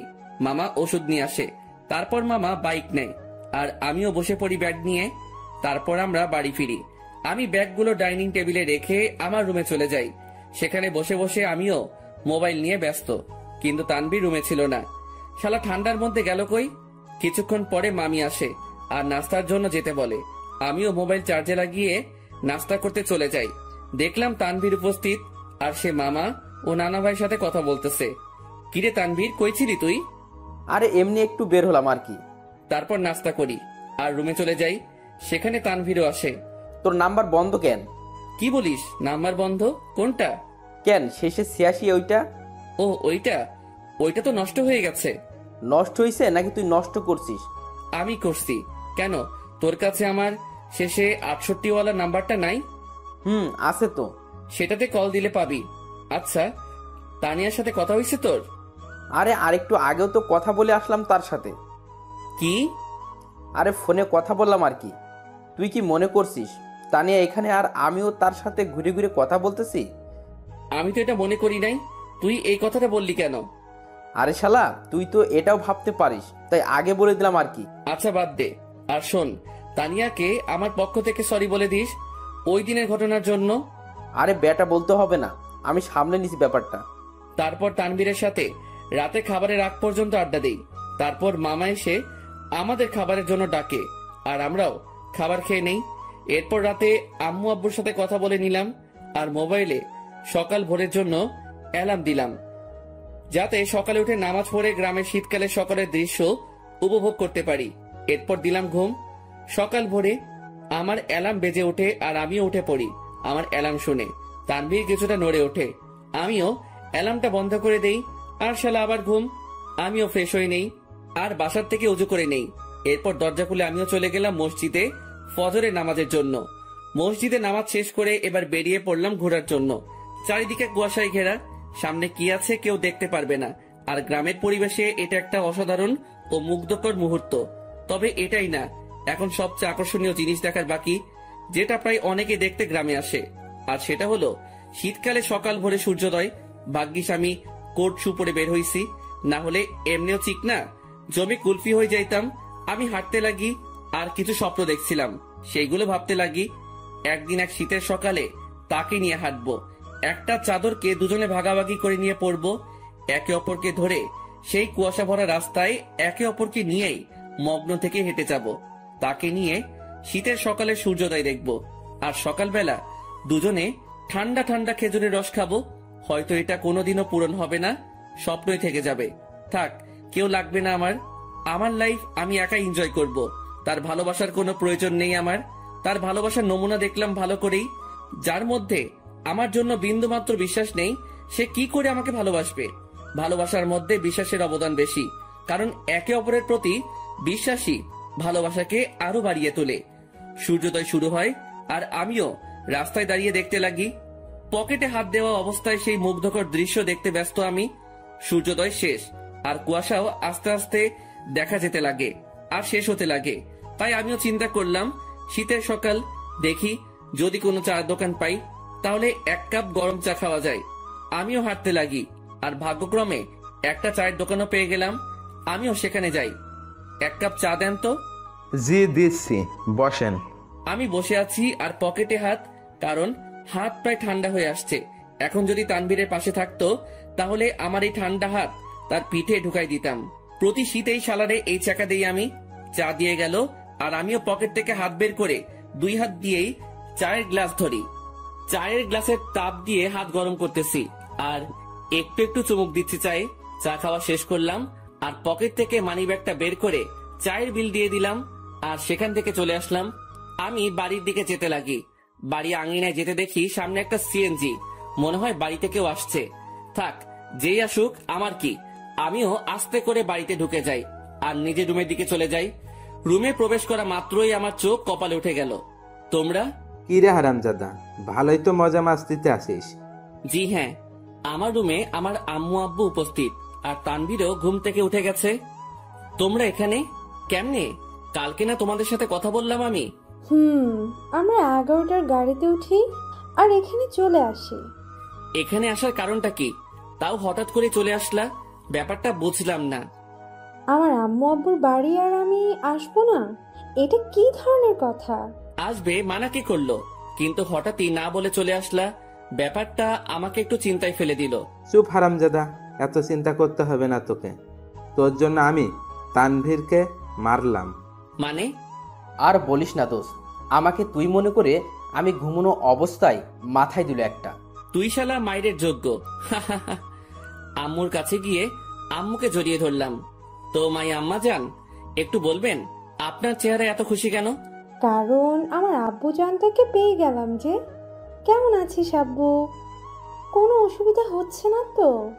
আর বলিও না আম্মু, রাতের বেলা মশারা আমার কিস নিতে নিতে আমার ইজ্জত আস্ত রাখে নাই। এখন বউকে কি বলবো সেটাই সমস্যা। আমার কথা শুনে আম্মু আব্বু হেসে দেয়, কিন্তু তানভীরের মুখে অন্য কিছু দেখতে পাচ্ছি। কিরে তানভীর, তোর কি হয়েছে আবার? কই কিছুই না, আমার ঠান্ডা লাগছে, আমি ঘুমাই। যা ঘুমা তুই। আমি আম্মু আব্বুকে নিয়ে হলরুমের দিকে গেলাম আর দেখলাম মামা নানা ভাই কথা বলতেছে। আপু, এটা কি আসলেই তোর ছেলে? কেন, তোরে কি করলো? আর বলিস না আপু, আসতে না আসতেই আমার জীবনের অর্ধেক আগেই টানা টানা করেছে আর এখন বাকিটুকু করতেছে আর কি। এই মামা, মেজাজ গরম করিও না, না হলে যে একেবারে জায়গা বরাবর বাস দিমো। আল্লাহ কি দেখে তোরে বানাইছে বুঝি না, একবারে ফাজিল, এর বাপ তুই। আজ আছি তো তাই এসব বলতেছো। একদিন এই ফাজিলটা থাকবে না, সেদিন মিস করলেও লাভ হবে না মামু। প্রথম কথা, তুই ফাজিল না, শয়তানের নানা, আর শয়তান মরে না, বুঝছস? ওকে, দেখা যাবে। মামা ভাগিনার ঝগড়া শেষ হয়েছে? হয় নাই, আরো বাকি আছে। মামু, মেজাজটা কিন্তু 440 করছো। কোন সময় কোন অঘটন ঘটাই দেই আর তোমারে ফাঁসাই দিব কিন্তু। কেন, কি করবি তুই? বেশি কিছু না, গ্রামে কোনো এক আন্টিকে টাকা দিয়ে ভাড়া করে আনবো। কেন, গ্রামের মহিলা এনে কি করবি? বেশি কিছু না, তারে বলবো তোমার জিএফ হিসেবে নিজেকে পরিচয় দিতে, বাকিটা মামি সামলাবে আর কি। কথাটা শুনে আব্বু আম্মু নানা ভাই হেসে দিল, আর মামার মুখের রিয়াকশন দেখে আমার হাসি আসতেছে। মামা ফুল শক খেয়ে গেল। ওরে খোদারে, আমার জীবন শেষ করার জন্যই জন্মাইছে হারামজাদা বজ্জাত, কি জিনিস রে তুই? এই আপু, এটা কি আসলে তোর ছেলে? আমার সন্দেহ হচ্ছে, এটাকে মনে হয় ভুল করে নিয়ে নিচ্ছিস তুই। আম্মু আব্বু হাসতেছে কারণ তারা ভালো করে জানে মামা ভাগিনার কাণ্ড। এভাবে কিছুক্ষণ মজা করে রুমে চলে যাই। সকালে নাস্তার সময় আমরা সকলে একত্রে হই। আমি, আব্বু, মামা, নানা ভাই, শান্ত, তানভীর, আমরা সকলে নাস্তা করে নিলাম। অন্তর, তুই এমন কেন? আমি আবার কি করলাম? বাবারে, তুই কি আমাদের কিছুই মনে করিস না? আরে কি হয়েছে, কান্না করতেছো কেন? সমস্যা কি একটু বলো তো, কি করলাম আমি? আমি আব্বুকে জড়িয়ে ধরলাম। যদি কোনো ভুল কিছু করে থাকি ক্ষমা করে দিও। আর ওই দিনের ব্যাপারটার জন্য সরি। আসলে মাথা ঠিক ছিল না, তাই কথা বলতে ইচ্ছে করতেছিল না। তাই রাগ করে টেবিল থেকে গ্লাস ফ্লোরে ছুঁড়ে মারি। আব্বু আমাকে খুব শক্ত করে জড়িয়ে ধরে। আমি বুঝতে পারলাম আব্বুর মনে কিছু একটা চলতেছে, কিন্তু কি তা বুঝতে পারতেছি না। আচ্ছা আব্বু, চলো একটু ঘুরে আসি দুজন মিলে। চল। আমি আব্বুকে নিয়ে গ্রামে ঘুরতে গেলাম আর দুপুর পর্যন্ত ঘুরলাম। এরপর বাসায় আসলাম। অন্তর, তুই সত্যি কি ভালো আছিস? তোর মনে কোনো কষ্ট নেই তো? আমাকে দেখে কি মনে হয় তোমার আমি কষ্টে আছি? কষ্টে থাকলে কেউ তিরিং বিরিং করে ঘুরে বেড়ায় নাকি? মজা মস্তি করে নাকি? আল্লাহর রহমতেই ভালো আছি আমি। তবে তোমার কেন মনে হচ্ছে আমি ভালো নেই? না, এমনি। আচ্ছা চল ভিতরে যাই। আমরা ভিতরে গেলাম। দুপুরে খাবার সময় আমরা সকলে মানে সকল ছেলে মানুষ একত্রে খাবার খেয়ে নিলাম। তারপর আর কি, অন্যান্য দিন যা করি সেটাই করে সন্ধ্যা পর্যন্ত পার করলাম। সন্ধ্যায় আমি মোবাইলটা চার্জে লাগিয়ে আসি নাস্তার জন্য। হল রুমে এসে দেখি সকলে কি নিয়ে আলোচনা করতে ব্যস্ত। আমিও গেলাম তাদের কাছে। আচ্ছা, আমি একটা জিনিস বুঝলাম না। আমি আর তানভীর যেদিন আসলাম সেদিন থেকে তোমরা আমাকে ছাড়া বাকি সবাই আলোচনা সভা তৈরি করে আলোচনা করতে ব্যস্ত। এখন আজকে আব্বু আম্মু আসলো, আজকে আব্বুকে নিয়েও তোমরা শুরু করে দিলে। আসলে কি এমন আলোচনা করতেছো তোমরা? আমার কথাগুলো শুনে সবাই থমকে গেল। মনে হয় আমি তাদের কাছে তাদের জান চাইছি। কিছু না রে, এমনি আড্ডা চলতেছে আর কি। মামা, নানা ভাই তারা এতই ফ্রেন্ডলি যে তাদের সাথে আড্ডা দিতে হেব্বি মজা হয়। তুইও আয়। আমি তাদের কাছে গিয়ে আড্ডা দিতে ব্যস্ত, কিন্তু সকলের চেহারায় অন্য কিছু দেখতে পাচ্ছি আমি। তারা আমার থেকে কথা লুকাচ্ছে তা আমি শিওর, কিন্তু কি সেটা জানি না। তবে আমাকে জানতে হবে। সন্ধ্যায় সকলে নাস্তা করে নিলাম। আমি একটু বাইরে যাব। আচ্ছা যা, কিন্তু 9টার আগে বাসায় আসবি। আচ্ছা। তারপর আমি বাইরে গেলাম। কিছু দূর হাঁটতেই মনে পড়লো মোবাইলের কথা, যেটা আমি চার্জে দিয়ে আসছি। তাই আমিও আবার বাড়ির দিকে গেলাম। দরজা মুখোমুখি দেওয়া, আর আমি হলরুমে যেতেই দেখি সেখানে কেউ নেই। কিরে, আমি আসার আগ পর্যন্ত তো আব্বু, নানা ভাই, মামা, তানভীর এখানেই ছিল, তাহলে কই গেল? আমিও আমার রুমের দিকে যাই, আর চার্জ থেকে মোবাইলটা নিয়ে বেরিয়ে আসতেই নানুর রুম থেকে কথা বলার আওয়াজ পাই। আব্বু, আমি তানভীরের কাছ থেকেই সকল কথা শুনে তাকে তোমাদের কাছে পাঠালাম। শুধু তাই না, তারিনও আমাকে কল দিয়ে সত্যিটা বলে যে সে কি কি করছে অন্তরের সাথে। প্রথম আমারও রাগ উঠছিল, তারপর তারিন কান্নাকাটি করতে লাগে আর সে তার ভুল বুঝতে পারে। তোমাদেরও সবটুকু বললাম, অন্তরকে বুঝতে দিই নাই। আমরা তার কষ্ট সম্পর্কে অনেক আগেই জেনে গেছি। রেহেনা, মা শোন, আমাদের বুদ্ধিমতো অন্তরকে এখানে আনলাম আর আটকে রাখলাম। তাকে বুঝতেও দিই নাই যে আমরা এখানে তার বিয়ের ব্যবস্থা করছি। আমি কথাগুলো শুনে নিস্তব্ধ হয়ে গেলাম। খুব বড় ধরনের শখ খেলাম আমি। তার মানে আমাকে এই কারণে আম্মু নানার বাড়িতে পাঠাইছে। আমি কি বলবো বা করব কিছুই বুঝতে পারলাম না। আমি মোবাইল নিয়ে আস্তে করে বাহিরে যাই, আর নানুর রুমের জানালা খোলা, সেটা দিয়ে আমি কোনো মতে নিজেকে আড়াল করে বাইরে থেকে তাদের দেখতে ও কথাগুলো শুনতে লাগি। এখানে আম্মু তারিনের কথা বলল, কিন্তু এখানে তারিন কোথা থেকে আসবে? আর তখনই দুইটা মেয়েকে দেখলাম। মেয়েগুলো আর কেউ না, সেই মেয়ে যেগুলো আমাদের সাথে আমাদের বাড়িতে আসছে। তাদের চেহারায় এখনো পর্দা করা, তবে তারা তাদের পর্দা খুলতে লাগে। তাদের পর্দা খোলা শেষ, কিন্তু আমি তাদের পিছনের অংশটুকুই দেখতে লাগলাম। এরপর তারা দুজনেই ঘুরতেই সেই লেভেলে শক খেয়ে গেলাম আমি, কারণ আমি তাদের চেহারা দেখলাম। যে মেয়েটা আমার মাথা খাইছে সেটা আর কেউ না, তারিন। আর তার পাশের মেয়েটা হচ্ছে তানিয়া। কি ধোকা দিল রে দুইটাই, ভাইরে ভাই, কি জিনিস এরা! আমার আগে সন্দেহ হয়েছিল এই দুইটার উপর, তবে চেহারা দেখার ইচ্ছা ছিল, কিন্তু দেখতে পারি নাই। আন্টি দেখুন, আপনার কথা মতো আমিও এই দুজনকেই নিয়ে আসি আমাদের সাথে, আর অন্তরকে বুঝতেও দিই নাই এই দুই বোরকাওয়ালি আর কেউ না, তানিয়া ও তারিন। কিন্তু আন্টি, আপনি হয়তো এই মেয়েটাকে মাফ করতে পারেন, কিন্তু আমি কোনোদিনও মাফ করব না। এই মেয়েটা আমার বন্ধুটার মনে গুরুতরভাবে আঘাত করেছে, আর আমি চাই না এই মেয়েটা অন্তরের জীবনে আর আসুক। কিন্তু আপনার কথা রাখার জন্য আমি একে আমাদের সাথে নিয়ে আসি। শালা তানভীরও আমার সাথে 2 নাম্বারই করলো। সে আমাকে গোপনে হলেও তো আমাকে বলতে পারতো, কিন্তু শালাও বেইমানি করলো। তানভীর প্লিজ, আল্লাহর দোহাই লাগে, আমাকে মাফ করে দাও। আমি সত্যিই অজান্তে এমনটা করছি। আমি অন্তরকে হারাইতে চাই না, প্লিজ আমার অন্তরকে ফিরিয়ে দাও। কথা দিচ্ছি আর এমন হবে না, কোনোদিনও না। এই, তুমি এভাবে কথা বলতেছো কেন? তারিন তো তার ভুল বুঝতে পারছে, তাহলে কেন ওকে কথা শোনাচ্ছ তুমি? তুমি কি ভুলে গেছো এই মেয়েটা কি অপবাদ দিয়েছিল তোমাকে ও অন্তরকে? আর ভুলে গেলেও কিভাবে অন্তরকে জুতার বাড়ি দিচ্ছে। এই মেয়ে ক্ষমার যোগ্য না। তানভীর বাবা শোন, আমি জানি আমার ছেলেটার সাথে কি করলো তারিন, কিন্তু সে তো তার ভুল বুঝতে পারলো। আর আমি আমার ছেলেকে চিনি ভালো করে, সে নিশ্চয়ই তারিনকে ক্ষমা করে দিবে। কিন্তু আন্টি, আমার মনে হয় না অন্তর এই মেয়েটাকে ক্ষমা করবে। আমি অন্তরকে ভালো করে চিনি, কারণ অন্তরের সাথে কেউ শত্রুতামি করলেও অন্তর ক্ষমা করে দিতে পারে, কিন্তু এই মেয়েটা অন্তরের মন ভাঙছে। তাই তো বাবা, আমরা অন্তর ও তারিনের বিয়ের ব্যবস্থা করেছি, যাতে বিয়ের পর অন্তর তারিনকে বুঝতে পারে আর ক্ষমাও করে দেয়। আর এই জন্যই আগামীকালেই অন্তর ও তারিনের বিয়ে দিব আমরা সকলে মিলে। তানভীর, আমি অন্তরকে না পেয়ে মরেই যাব। দেখো তানভীর, আমি জানি আমি অনেক বড় ভুল করছি, কিন্তু বিশ্বাস করো অন্তরকে আমি নিজের থেকেও বেশি ভালোবাসি। তানভীর, আমি তোমার পায়ে পড়ি, একমাত্র তুই পারিস অন্তরকে আমার করে দিতে। এই মেয়ে দূরে থাক আমার থেকে। আর আন্টি আঙ্কেল যেহেতু আপনার অন্তরকে না জানিয়ে অন্তরের বিয়ের ব্যবস্থা করছেন, যদি অন্তর জানতে পারে যে আপনাদের প্ল্যানে আমি জড়িত, তাহলে অন্তর আমাকে কখনোই ক্ষমা করবে না। তাই আপনারাও কেউ বলিয়েন না যে আমি আপনাদের সাথে ছিলাম। কিন্তু তানভীর, আমি তো সত্যিটা জেনেই গেছি। আর কথা রইল বিয়ের, সেটা তখনই হবে যখন আমি এখানে থাকবো। তার আগেই আমি এখান থেকে কেটে পড়বো। ঠিক আছে বাবা, আমরা এটা বলবো না যে তুমি সব জানতে। আমরা ব্যাপারটা লুকাবো অন্তর থেকে। এবার আমার সামনে সকল সত্য চলে আসলো। বাহ, ভালোই তো প্ল্যান করছে। আর কি বললো তারিন? সে আমাকে ভালোবাসে, তাই না? আর ভালোবাসা লাগবে না, বিয়ে তো দূরে থাক, তার চেহারাও দেখতে আমি ইচ্ছুক নই। আমিও চলে গেলাম। কোনো মতে রাত 8টা পর্যন্ত বাহিরে কাটালাম। আমি বাড়ি আসলাম আর দেখলাম তারা কথা বলতেছে। আমি তো এখন জেনেই গেছি তাদের কি নিয়ে আলোচনা হতো এতদিন। তারা আমার থেকে কথা লুকাইছে, এবার আমিও তাদের বুঝতে দিব না আমিও তাদের গোপন কথাটা জেনে গেছি।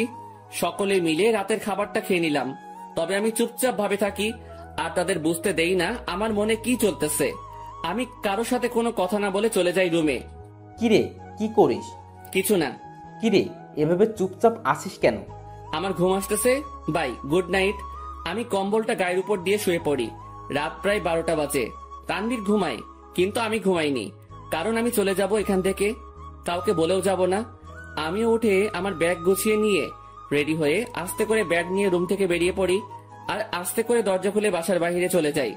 আমাদের বাড়ি থেকে বাস স্টেশন প্রায় হেঁটে গেলে 15 মিনিটের রাস্তা, আর আমিও ব্যাগ নিয়ে হাঁটতে লাগি। বাস স্টেশন প্রায় হেঁটে গেলে 15 মিনিটের রাস্তা, আর আমিও ব্যাগ নিয়ে হাঁটতে লাগি। আমি কোনো মতে বাস স্টেশনে পৌঁছে যাই। সেখানে গিয়ে মামা তানভীরকে SMS করে দেই যে আমি চলে যাচ্ছি, আমার জন্য চিন্তা না করতে। ব্যাস, মেসেজ দিয়ে মোবাইলটা অফ করে দেই আর বাস স্টেশনে বসে আছি। আজ আমি আমার আপন মানুষগুলো থেকে দূরে চলে যাব, তবে জানি না কোথায় যাব আমি। তবে আপাতত আমি আমার এলাকার দিকেই যাব, এরপর না হয় অন্য কোনো কিছু ভাববো আমি। ভাগ্যক্রমে একটা বাস আসে আর আমি উঠে পড়ি। আমি বাসের মধ্যে ড্রাইভারের পিছনের সিটে বসি। সেখানে টিকিট বাকি ছিল, তাই আমিও নিয়ে নেই। মোট কথা তাদের থেকে দূরে চলে যেতে চাই আমি। আর তারিন, যে কিনা আমাকে অনেক কষ্ট দিল, সে আমার আম্মু আব্বুকে ভালোই পটাতে পারলেও সে কোনো দিনও আমাকে পাবে না, কারণ সে আমার মনে গুরুতরভাবে আঘাত করলো, যা সহজেই মিটবে না। আমি অনেক কষ্ট ভোগ করছি, আর এত সহজে তারিন আমাকে পেয়ে যাবে তা কোনো দিনও না। এবার সেও বুঝুক, যখন ভালোবাসার মানুষ দূরে থাকে ও ঘৃণা করে তখন কেমন লাগে। আমি অনেক কষ্ট অনুভব করলাম, এবার তার পালা কষ্ট অনুভব করার। আমি কোনো দিনও তারিনকে বোরকা পরা অবস্থায় দেখি নাই, আর আমাদের সাথে যখন বাসে ওঠে তখন সে বোরকাটা পরে, মানে শুধু চোখগুলো দেখা যাবে, বাকি শরীরের অংশ দেখা যাবে না। ওই বোরকাটা পরে, আর এই বোরকাটা পরায় আমি তারিনকে চিনতে পারি নাই। তবে শুধু তারিন না, তানিয়াও তারিনের মতোই বোরকা পরে, তবে বোরকার রংটা ভিন্ন। তারিন পরছিল কালো আর তানিয়া পরছিল একটু নেভি ব্লু বোরকা। মেয়েটা ভালোই বুদ্ধি খাটাইছে, মানতেই হবে।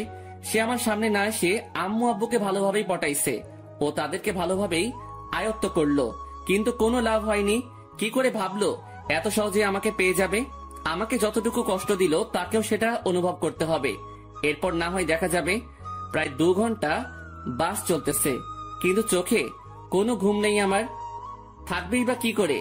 যে দেখলাম ও শুনলাম আমি যদি আজ সেখান থেকে না চলে আসতাম, তাহলে তারা আমাকে জোর করে হলেও তারিনের সাথে বিয়ে দিত। কিন্তু আমি কোনো দিনও এই মেয়েকে এত সহজে মেনে নিব না। একবার এই মেয়েটা আমাকে সন্দেহ করে ও অবিশ্বাস করে, আমাকে অনেক অপমান করলো আর জুতার বাড়িও দিল। আর আজ যদি মেয়েটাকে আমি বিয়ে করি, তাহলে আমার অপমানের কি হবে? আমার মনে যে আঘাত করলো তার কি হবে? আর তাছাড়াও এরপর সে যদি অন্য কোনো কাহিনী করে বসে বা আমার পরিবার থেকে আমাকে আলাদা করতে চায়, তাহলে না, এই মেয়ে ভালোবাসার যোগ্য নয়। ওর মনে কোনো ভালোবাসা নেই, আছে শুধু ভালো লাগা। আর ভালোবাসার কি বা বুঝে এই মেয়ে? হ্যাঁ, ভালোবাসার কোনো কিছু জানে সে? ভালোবাসা কি সেটা জানে নাকি? যদি সে সত্যিকারই আমাকে ভালোবাসতো তাহলে আমার উপর ভরসা রাখতো, কিন্তু সে। বাসের ব্রেক কাজ করতেছে না। কথাটা শুনে সেখানে থাকা যাত্রীরা ও আমি শক খেয়ে গেলাম। কি বলতেছেন আপনি এসব? বাসের ব্রেক কাজ করতেছে না, হঠাৎ করেই ব্রেক কাজ করা বন্ধ করে দিয়েছে। ড্রাইভারের কথা শুনে যাত্রীরা আতঙ্কে ও ছোটাছুটি চিৎকার চেঁচামেচি শুরু করে দেয়। আরে আপনারা শান্ত হন সবাই, প্লিজ এভাবে উত্তেজিত হবেন না। আর তখনই সামনে থেকে একটা ট্রাক আসে আর বাসের সাথে ট্রাকের ধাক্কা লাগে। এক মুহূর্তেই সকল কিছু পরিবর্তন হয়ে গেল। আমার চোখ ঝাপসা হয়ে আসছে, তবুও চোখে একবার আশেপাশে দেখে নেই। মৃত্যু আমার চলে আসছে, আর আমার জীবনের সমাপ্তি হয়তো এইভাবেই হওয়ার ছিল। আর কিছুক্ষণের মধ্যে অন্তর সেখানে মারা যায়। বাসে প্রায় 40 জনের মতো ছিল, যার মধ্যে অনেকেই গুরুতর আহত হয়। আর সামনে থাকা ড্রাইভারও শেষ। বাসটি সামনে স্টেশন থেকে যাত্রী নেওয়ার কথা ছিল, হয়তো আর যাত্রী নেওয়া হলো না। কিছুক্ষণ পরেই সেখানে উদ্ধারকর্মী ও অ্যাম্বুলেন্স আসে ও তাদের কাজ করতে ব্যস্ত। সকালবেলা তানভীরের মোবাইল বেজে ওঠে। হ্যালো। অপর পাশ থেকে কথা শুনেই তানভীরের মোবাইল হাত থেকে পড়ে যায়। তানভীর পাগলের মতো ব্যবহার করতে শুরু করে, আর তানভীর অন্তরের মামাকে নিয়ে সেও সকাল সকাল বেরিয়ে পড়ে। তানভীর ও অন্তরের মামা জায়গা মতো চলে যায়। তাকে একজন পুলিশ ফোন দেয় আর ঠিকানাটাও দেয়, আর বলে সেখানে চলে আসতে, আর তানভীরও সেখানে চলে যায়।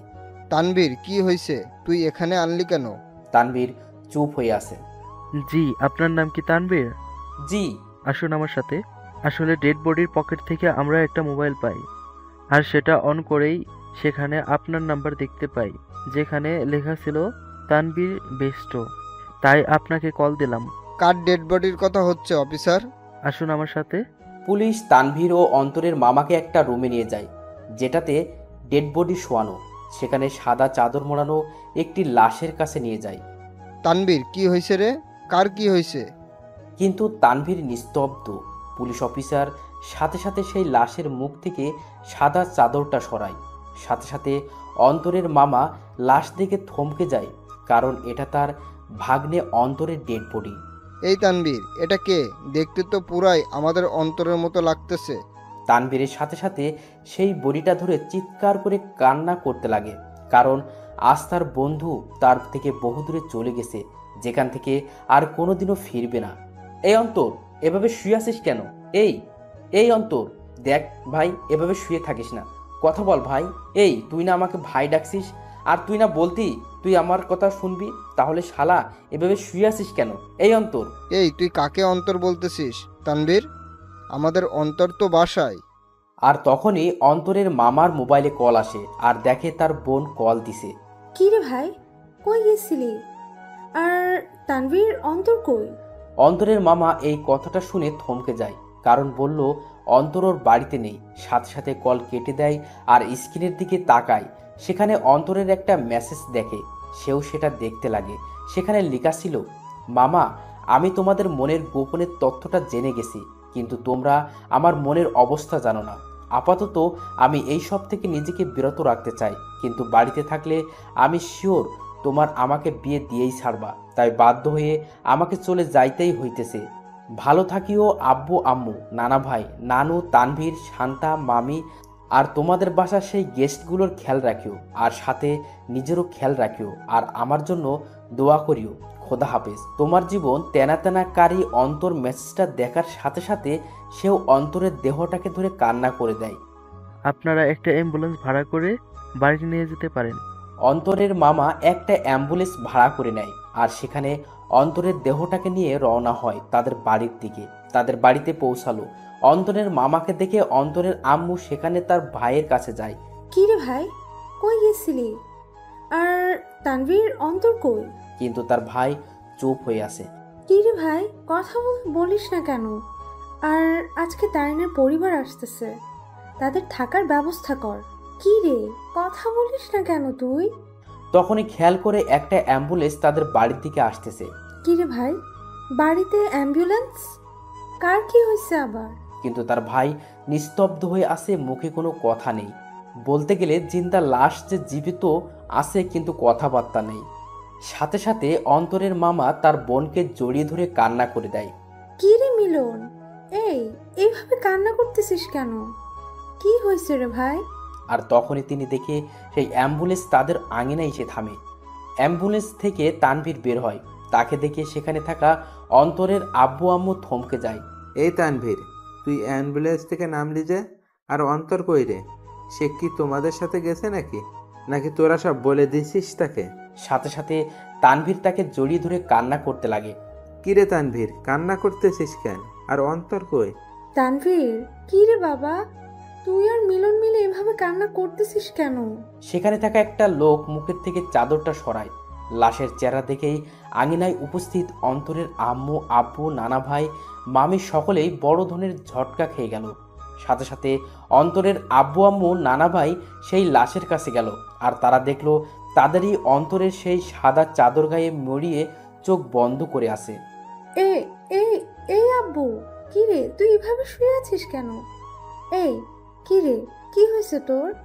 কথা বলিস না কেন? অন্তর, বাবা, কি রে, এভাবে এখানে শুয়ে আছিস কেন? কি হয়েছে তোর? কথা বলিস না কেন? এই তানভীর, আমাদের অন্তর কথা বলে না কেন? ওর কি হয়েছে? নাকি তোরা সব সত্যি বলে দিছিস বলে রাগ করে আছে আমাদের উপর? কি রে তানভীর, মিলন, কথা বলিস না কেন? অন্তর এইভাবে শুয়ে আছে কেন? কিন্তু তানভীর আর তাদের মিলন মামা কান্না করেই যাচ্ছে। কাল রাতে বাস অ্যাক্সিডেন্টে উনি মারা যান। কি যাতা বলতেছেন এগুলো? আমার ছেলে বাড়ি ছিল, ও কি করে? নাকি ফাইজলামি করতেছে এই বেয়াদবটা? আমার রাগ উঠে গেছে, কিন্তু এইসব নিয়ে কি ফাইজলামি করিস অন্তর? এইসব কোনো মজা করার ব্যাপার? উঠ বলতেছি, না হলে কিন্তু একটা মারও মাটিতে পড়বে না। তারা অন্তরকে অনেকবার জাগানোর চেষ্টা করলো, কিন্তু অন্তর তো আর জাগবে না। সে চির নিদ্রায় চলে গেল, যেখান থেকে আর ফিরবে না কোনোদিনও। আব্বু, কথা বলিস না কেন তুই? একটিবার কথা বল বাবা। কি রে আব্বু, কথা বল না। সাথে সাথে অন্তরের বাবা মা দুজনই অন্তরের দেহটাকে জড়িয়ে ধরে কান্না করে দিল। তারিন আর তানিয়া বাড়ি থেকে বের হয়ে দেখে বাড়ির আঙিনায় অনেক মানুষ। কিরে, এখানে এত মানুষ? বিয়ে তো ঘরোয়া পরিবেশে হবে বললো, তাহলে এত মানুষ আর কান্নাকাটির আওয়াজ পাচ্ছি কেন? চল তো দেখি কি হয়েছে। তারপর তানিয়া ও তারিন সেখানে গেল। কিরে, আন্টি এভাবে কান্না করতেছে কেন? কি হয়েছে? আঙ্কেলও কান্না করতেছে। কি হয়েছে রে? তারিন অন্তরের আম্মুর কাছে যায়। সেখানে গিয়ে যখনই অন্তরের আম্মুর কাঁধে হাত দিবে তখন সে সেখানেই নিস্তব্ধ হয়ে যায়। তার মুখ দিয়ে আর কোনো কথা বেরোচ্ছে না। সেও সাথে সাথে সেখানে বসে পড়ে। আন্টি, অন্তর এভাবে শুয়ে আছে কেন? কি হয়েছে ওর? কিন্তু তারা সকলেই কান্না করেই যাচ্ছে। কি হলো আন্টি? অন্তর এভাবে শুয়ে আছে কেন? হাই অন্তর, তুমি এভাবে শুয়ে আছো কেন? কি হয়েছে তোমার? এইভাবে সাদা চাদর গায়ে কেন তোমার? হাই অন্তর, কথা বলো না কেন? আঙ্কেল আন্টি, অন্তর এভাবে শুয়ে আছে কেন? কি হয়েছে? কথা বলতেছেন না কেন আপনারা? কিন্তু কারো কোনো মুখে কথা নেই, শুধু কান্না আর কান্না। হাই কলিজা, এইভাবে শুয়ে আছো কেন? আমি জানি তুমি আমার উপর অনেক রাগ করে অভিমান করে বসে আছো, কিন্তু বিশ্বাস করো আমি সত্যি তোমাকে ভালোবাসি। হ্যাঁ, আমি অন্যায় করেছি তোমার সাথে আর বিশ্বাস রাখি তোমার সাথে, কিন্তু আমি আমার ভুল বুঝতে পারছি। তাই একটিবার আমাকে সুযোগ দাও, আর কোনোদিন এমনটি করবো না। সত্যি বলতেছি তোমাকে। কি হলো, কথা বলো না কেন তুমি? হাই কলিজা, একটিবার কথা বলো না, আমি তোমার পায়ে ধরতেছি। এই আর একটিবার সুযোগ দাও আমাকে, দোয়াই লাগে তোমার। এইভাবে চুপ থেকো না প্লিজ। দেখো, আমার কিন্তু ভয় লাগতেছে। আর তুমি এইভাবে চুপচাপ শুয়ে আছো কেন? কথা বলো না। দেখো, এভাবে চুপচাপ থেকো না। আমার আর এমন ভুল আমি করবো না। সবসময় তোমার প্রতি বিশ্বাস রাখবো। হাই কলিজা, কথা বলো না কেন? কি হয়েছে তোমার? তারিন অন্তরের হাত ধরে উঠালো আর সাথে সাথে পড়ে যায়। আর তখনই তানিয়া এসে তারিনকে ধরে আর নিয়ে যেতে লাগে। এই তানিয়া, ছাড় আমাকে। আমার কলিজা কথা বলে না কেন? কি হয়েছে ওর? আমাকে ছাড় বলতেছি। তারিন, অন্তর আর কথা বলবে না রে। সে আর কোনোদিনও আমাদের সাথে কথা বলবে না, হাসি ঠাট্টাও করবে না। সে আমাদের একা করে দিল রে। রাগ তো আমার সাথে করলো, তাহলে তোরা একা কি করে হবি? আর দেখি, ছাড় আমাকে, আমি ওর কাছে যাব। ওইখানে শুয়ে আছে আমার উপর রাগ করে, আর আমার সাথে কথাও বলে নাই রাগ করে। দেখি, ছাড় আমাকে, আমি ওকে মানিয়ে নিব। দেখবি, ও আমার সাথে কথা বলবে। ছাড় বলতেছি আমাকে। তারিন সেখানেই পাগলামো শুরু করে দেয়। সে কোনো মতেই বিশ্বাস করতে পারছে না তার অন্তর শুধু তাকেই না, সকলকে ছেড়ে চলে গেল ওপারে, যেখান থেকে আর কোনোদিনও ফিরবে না। তারিন পাগলামো করতে করতে জ্ঞান হারিয়ে ফেলে আর তাকে ঘরের ভিতরে নিয়ে যাওয়া হয়। দুপুরবেলা জানাজা পড়িয়ে অন্তরকে নিয়ে যেতে লাগে তার চিরস্থায়ী স্থানে। আজ এক আব্বুর কাঁধে তার ছেলের লাশ, এক বন্ধুর কাছে তার ভাই স্বরূপ বন্ধুটির লাশ হয়ে শুয়ে আছে, আর এক হতভাগা মামা যার সাথে হাসি মজা করে বেড়ানো ভাগ্নেটার লাশের খাট বহি করে নিয়ে যাচ্ছে তার চিরস্থায়ী স্থানে। অন্তরকে কবরে শোয়ানো হয়, তাকে মাটি দেওয়া হয়। আজ সেই কবরে দাফন হয়ে গেল কারো ছেলে, কারো ভাগ্নে, কারো প্রিয় বন্ধু আর কারো ভালোবাসা। সকলকেই সেখানে অন্তরের জন্য দোয়া করে চলে যায়। তবে সেখানে বসে বসে তিনজন হতভাগা মানুষই কান্নায় ভেঙে পড়ে বসে আছে। আজ অন্তরের মামা ভাবতে লাগে সেই দিনগুলো যখনই অন্তর তাকে জ্বালিয়ে বেড়াতো, কিন্তু আজ থেকে সেই মামাকে আর কেউ জ্বালাবে না। আজ এক বন্ধু তার সুখ দুঃখ ভাগ করা বন্ধুকে হারিয়ে ফেললো। আজ একজন বাবা তার শাসন করা ছেলেটাকে হারিয়ে বসে আছে। সব সময় অন্তরকে বকা দিয়ে বেড়াতো, কিন্তু আজ থেকে সেই বকাগুলো আর কাউকে দিতে পারবে না। অন্যদিকে তারিনের জ্ঞান ফিরে সে দেখে অন্তরের আম্মু কান্না করতেছে, আর তানিয়া তাকে সামলাতে সামলাতে কান্না করতে লাগলো। এই, তোমরা সকলে কান্না করতেছো কেন? আজকে না আমার আর অন্তরের বিয়ে, আর বিয়েতে তো মেয়েরা কান্না করে। তাহলে তোমরা ছেলের মা, ছেলের বান্ধবী হয়ে কান্না করতেছো কেন? আরে যাও, তাড়াতাড়ি আমাকে রেডি হতে হবে। এই তানিয়া, তাড়াতাড়ি আমাকে রেডি করে দে। কাজী সাহেব চলে আসবে যে কোনো সময়। আর অন্তর রেডি হইছে, দেখ না। আর শোন, তানভীরকে বল না অন্তরকে রেডি হওয়া অবস্থায় একটু ছবি দিতে। আমি একটু দেখবো আমার কলেজাটাকে।